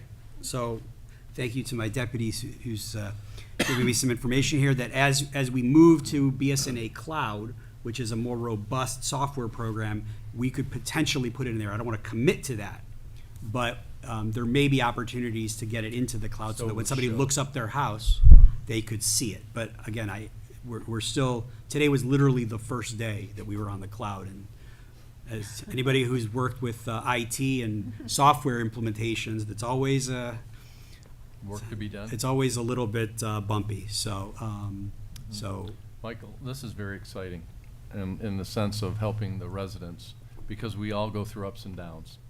And it really helps out. And I want to thank you for putting this together. I'm enjoying hearing the questions and the conversation. Mark, do you have any further questions? Could we include a statement when a separate statement with the property tax bill? That comes with it? Yeah. It just seems like I don't know, it's an administrative burden, so we're, putting on costs to the the Treasurer's Department to do that.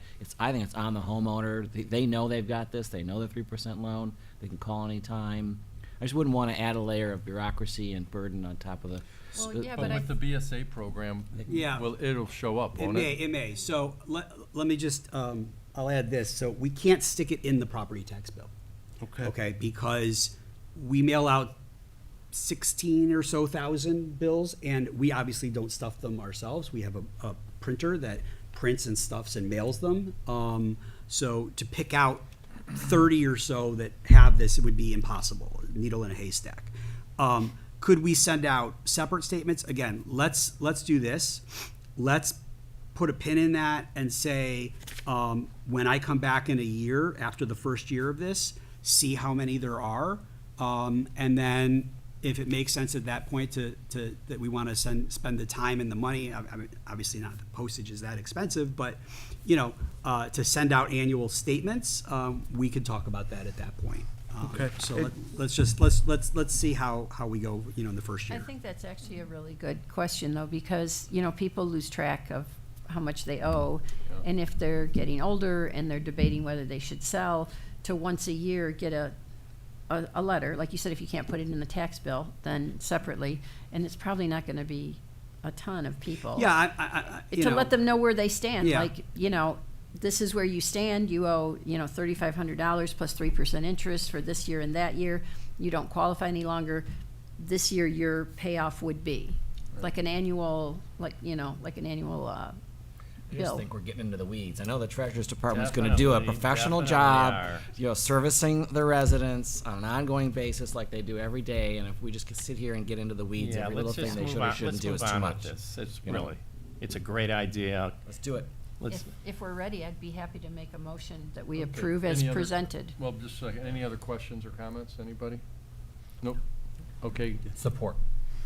Well, go ahead with your motion. I make a motion that we approve the special assessment deferment program as presented. And support, all in favor, say. And authorize $150,000 And authorize up to $150,000 as, towards the program. towards the burden and hardship applicants. Shouldn't that be done in the budget meeting? No, we already talked. No, It's not a budget item. It's not a budget item. It's an We accounts discussed receivable. that already. So Yes. it shows up in the accounts receivable section as an income. It's not a budget item. We're not spending. It will be repaid. Okay. Yeah, So- it's essentially like I think making the an motion's investment. been made. So it's So not a you're budget. investing in a marketable security, but it ties up general fund reserves. Correct, So, but it's, yes. That's my concern. Well, we're not talking about, $150,000 I don't think is, That's a small I- investment for Yeah. the township. It's not, I want it properly assessed or properly tracked because it impacts balances on the accounts and it restricts fund reserves. So I know that it'll be properly tracked. At the same time, the board needs to be aware of how much is being allocated, especially Yeah, so with transfers. Yearly, he's committed to come back and provide a report. It's there. We have. But you the- got a good question, but it's been discussed, covered. Yeah, we have a checked. motion and support. Okay, all in favor, say aye. Aye. All opposed? Passes. Congratulations, Thank you. Michael. Wonderful you, Michael. program. Thank you, Michael. Okay, moving on to item number 10. We removed from the consent agenda approved board minutes for February 10th, 2025. Mark, I think you had a question about that? Yes, I do. First, Dirk had mentioned an email that I received from the Department of Treasury during his comment on item number 5. I would like that email included in the minutes. So disagree. therefore, I move to make a motion to amend the minutes and add the I email have a from the comment before we finish the Okay, motion. let him finish, though. So, Are you- well, yeah, were you done with wanted it? to go to a motion. I just, a comment on that. If the item were presented to the entire board that you're talking about, or if the item was presented on a PowerPoint, it would be included. I wasn't given a copy of the letter that you're talking about. I've never seen the letter. I don't know what you're talking about. And so it's just not something that goes in the minutes because it was not, it wasn't even discussed or distributed to the board. It was his opinion that he read. Then I don't see where it says it in the minutes. Right, so then that It- record Again, is it's in the there. video. And So I handed. But the video is not the minutes. The video is referenced in the minutes because the intent in the minutes only reflect actions, and we do not record every conversation or note or point that people make.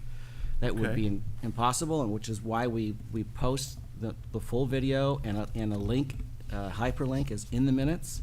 And it's notated out, so you can quickly go right to item 5, and you can see exactly what Mark Antockley said, or I said, or anybody else.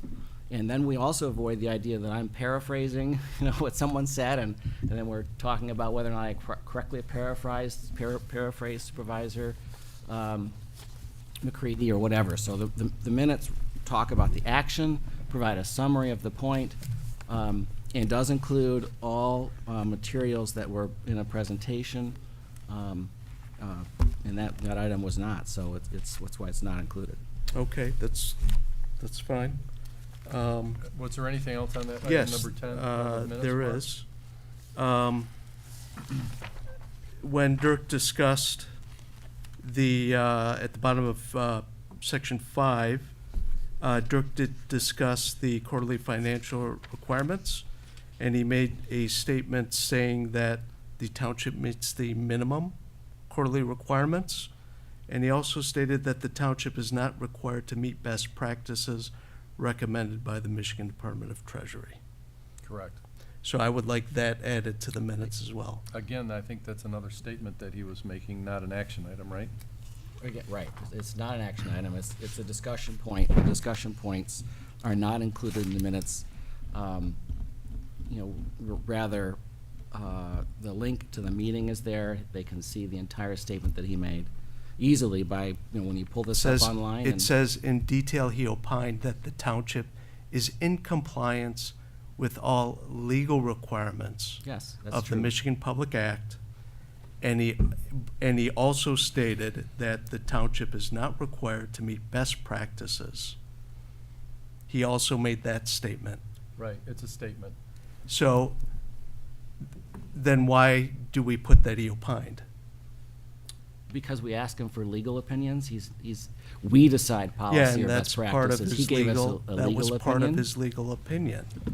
I guess I disagree. The exact wording is in the video. You can see it in the video. Okay, Mark, and if you'd like, you can make a motion to Okay. add it to the minutes. I move to amend the minutes by adding the following at the end of the first paragraph of section 5. The township is not required to meet best practices recommended by the Michigan Department of Treasury. Okay, is there support? Okay, there's no support. So let the record reflect that the motion was made and there was no support. Correct. Could you reread the motion for me? No, I cannot repeat your motion. It's on video, it's recorded, we will write it down in the minutes. Yeah, You it'll will be write it recorded down in the minutes, okay. Wonderful. All So right. the next. So now we move on to item number 11. Wait, I'm not finished. Okay. There's also, the board also discussed additional contribution to other post-employment benefits, OPEB, to the current Is this budget item- year. Item 5 still? This is item 5, the last paragraph, the third paragraph. Of the current year, desirable because it was funding obligations and the need to anticipate with future costs will be. I don't think that's an accurate statement. I did mention that page 92 of the township audit, I did mention contributions being made. And Michael said that the contributions are not consistent with how the township internally views it, because the benefit payments are paid directly. So if the audit is inconsistent with the internal views, that's problematic. I don't think we've run into that problem. Well, we just did. No, I don't think we did. I No. disagree. Yeah. That's your conclusion. Yeah. But no, I no. don't think we've had the same comment from our auditor that I've been made aware of. Well, I believe it's problematic because you have a financial statement on page 92. I have a copy of it right here, and it goes from 2018 through 2024. So we have multiple clerks, if anyone would like to see it. The contributions are significantly larger when what the township represents, and the benefit payouts are seen as going through the fund. So, again, if internally our view is different, why isn't it reflected in the audit? I believe that's problematic. It's either problematic for the township or the auditor. Unfortunately, our financial director is not here to address this, so if we can have him go back and give us an opinion on it then, and give our treasurer a chance to look at it as well. We can look at it. Was there anything else for item number 10? Well, if that's the case, then we should table the minutes until the treasurer and the financial. I'm not going to table the minutes, but I'll take a motion to approve the minutes. Then I'll make a motion to amend it. Okay, as you stated. I move to amend the minutes by removing the following text.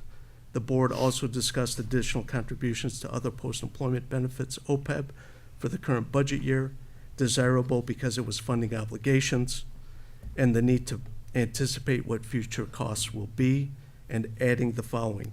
Members of the Board of Trustees advised that page 92 of the township audit for the financial year ending on March 31, 2024, does not reflect the township's internal view of on contributions to the other post-employment benefits, OPEB. So to remove and to add. Okay, is there any support? Okay, there's no support, Mark, so the motion fails. But That's fine. Let the record reflect that the motion was made and there was Sure no will. support. And then is there a motion to approve item number 10 as stated from the agenda? So moved. Support. All in favor, say aye. Aye. Opposed? Nay. Okay. Passes 6-1. All right, now item 11, Mark, approve amendment to Village Police 2025 budget. You had a question on that as well? Yes, because of the negative balance. So there was a negative balance in the budget, and there are no fund balances listed. Okay. So, So this item is the budget for the village, their police department. It's 100% funded by the village and simply is not, and no township funds are expended on this whatsoever. It's a complete pass-through, has been indicated. The amount of the fund balance is indicated in the memo of $566,000. Any other questions? And if so, I'd like to make a motion to approve as stated in the agenda, item number 11. So moved. All in support? Support. All in favor, say aye. Aye. All opposed? Okay, item number 12, approve payroll and vouchers. Mark, you had a question on that as well? yes, I went and looked at the new system that was implemented. Mhm. I still can't find where the payroll funds came from. Okay. So, and my concern is This in- was the new system that Jason had introduced to us? Correct. Okay. So the December 31, 2024 quarterly financial report, there were not enough appropriations from the general fund or transfers to meet those obligations through that period. Payroll is largest for public safety. Therefore, how were those funds met during that period? So I don't know. We'll have to get you an answer with Jason, our finance director, then. Yep. That's fine. Now, again, just for And- clarity's sake too, that item, that's a great question, and it has more to do with finance and budgeting, not with the payrolls and vouchers. This is a summary of Well, of if the payments. funds are not available, am I can tell you required that to? the funds are absolutely available. If we wanna Again, have- I don't know because it Sure. didn't show that in the report. You're not required to give me all the information. Dirk Becker mentioned that, and I don't know. Okay. Well, And because I as don't we've- know, I'm as we've voting, said repeatedly, all of this material is provided in advance, days in advance of this meeting, and everybody has access to finance to ask any and every question you have. Absolutely. And just And- dropping them out of the air on us here, it's impossible for us to respond, and it creates. I've asked the you know, same question for several meetings. Then- And it's been made very clear by Dirk that the additional information which I've asked for in the quarterly reports is not being included. And that would be helpful for me saying, yes, you're not required to provide it. And that's It's the. not in the quarterly report. We're not required to provide a quarterly report, but you can get any question you have answered. Right. And bring it here with you and discuss it at the board table. And then we all have that opportunity to see Correct. what it is you've asked, and all have an opportunity to, because all of us may have questions about the very same thing you've got, but right now, we're just left in a complete vacuum to be able to have a good discussion about it, because I'd be happy to have a good discussion about it. But if you went to Jason or finance or accounting and brought these questions forward, we could have I think a very hearty conversation. I asked about it during the. I think he the was previous answering, so meeting. we can get another answer back from him. I'm So- sorry he's not here to answer you tonight. And then on page 13 and 25, SLC meter, I do not agree with the township's position that approving a multi-million-dollar project via approving water rates is appropriate, and it seems inconsistent with the township's purchasing policy. Okay, so can we have a motion to approve the item number 12, payroll and vouchers? So moved. Support. All in favor, say aye. Aye. All opposed? No. Okay, 6-1. So before we adjourn, I had one other item I'd like to bring up, and since Sergeant Nick Soley is here, today we had the big chili cook-off. And Martin, would you like to recap the events of today, what happened? So today was the second annual chili cook-off playoff. And I want to recognize one of our most critical contributors to that process who is here with us today, Sergeant Nick Soley. The Township Hall has had a chili cook-off for well over a decade, maybe approaching 20 years. And that's assessing, and the supervisor's office, and the clerk, and finance, and building and planning, and the police department. And it's been a very hardy competition, and Sergeant Soley has repeatedly came out on top of the Township Hall chili cook-off. And because there's so much interest in the township in chili, by the way, quintessential American food, chili cook-offs are an honorable way of competing and having fun throughout this country. And there's a million ways to make chili. Nick's is uniquely good, and deserved. I voted for it unknowingly because it is a blind tasting, unknowingly, repeatedly. Despite the fact that I like to personally support the underdog, which Nick is not. He's definitely the favored candidate when we go into these things because it's so good. We had the chili cook-off playoff, which we started last year. And so the police department does an entry, the Township Hall does an entry, the fire department does an entry. We had 8 entries that were tasted today. We had 70 votes that were cast for the chili, and we, was a wonderful competition because, in my opinion, all 8 of them were delicious. Nick's again was one of the top chilies, came in the top 3, and he is second, in fact, which is the second year in a row. And I know that his expectations are to win every time. My hope is just to get into the competition once, and to one day get to second place would be wonderful. So it is a wonderful chili. Thank you for participating. Sergeant Soley is Sergeant Soley is by the way. And I want to make a comment as well. First and foremost, if I have to take second, I will gladly take second to the fire department, who spends most of their time eating and cooking. So throw that little dig in. But more importantly, I do want to thank Martin, Jen, and Corey for putting that event on. What many of the public don't know is while we all work at Bloomfield Township, it's very rare that we're all able to gather. So members from the police department, seeing members from DPW and the treasurer's office and the clerk's office. Sometimes we're on our own little islands alone. So it was a great event with great turnout. And I do appreciate you guys putting that on. And I'll gladly come into work early any day to do a chili cook-off. But Nick, I have to ask, Thank Nick, you. there seemed like there was a lot of firefighters, EMT there today, more than I recall ever in a single shift. Can you explain that at all? I filed my complaints with the clerk's office, and we'll leave it at that. Yeah, there'll be an investigation, full investigation. You're a good sport. Thank you. Thank and you. Congratulations. And we enjoyed your chili. Can I Yes. add one thing? That well, first of all, if you invite the trustees, I don't think I could compete with Nick's chili. My chili's okay, but I'm sure I couldn't. But more tasters, I'd be happy to do that. But on another positive note from our wonderful police force, if I could just say that Saturday was the polar plunge for the police department, and I've been wanting to go to it, but I had a conflict, but I promoted it, and I saw the video of other departments, but our department's jumping in that freezing cold lake in Walled Lake. By the way, it's a great restaurant that hosted it this year. I know the restaurant, but I've not jumped in the cold lake. So I commend you for doing that and for a wonderful cause. So Thank you. And if you don't know the Polar Plunge, we raise money for Special Olympics every year. Oakland County this year raised over $99,000 for Special Olympics just on this event alone. So we take pledge money. Our dispatchers, Stacy Pratcher, and then our detective, Kelly McGraw, really put in the full effort.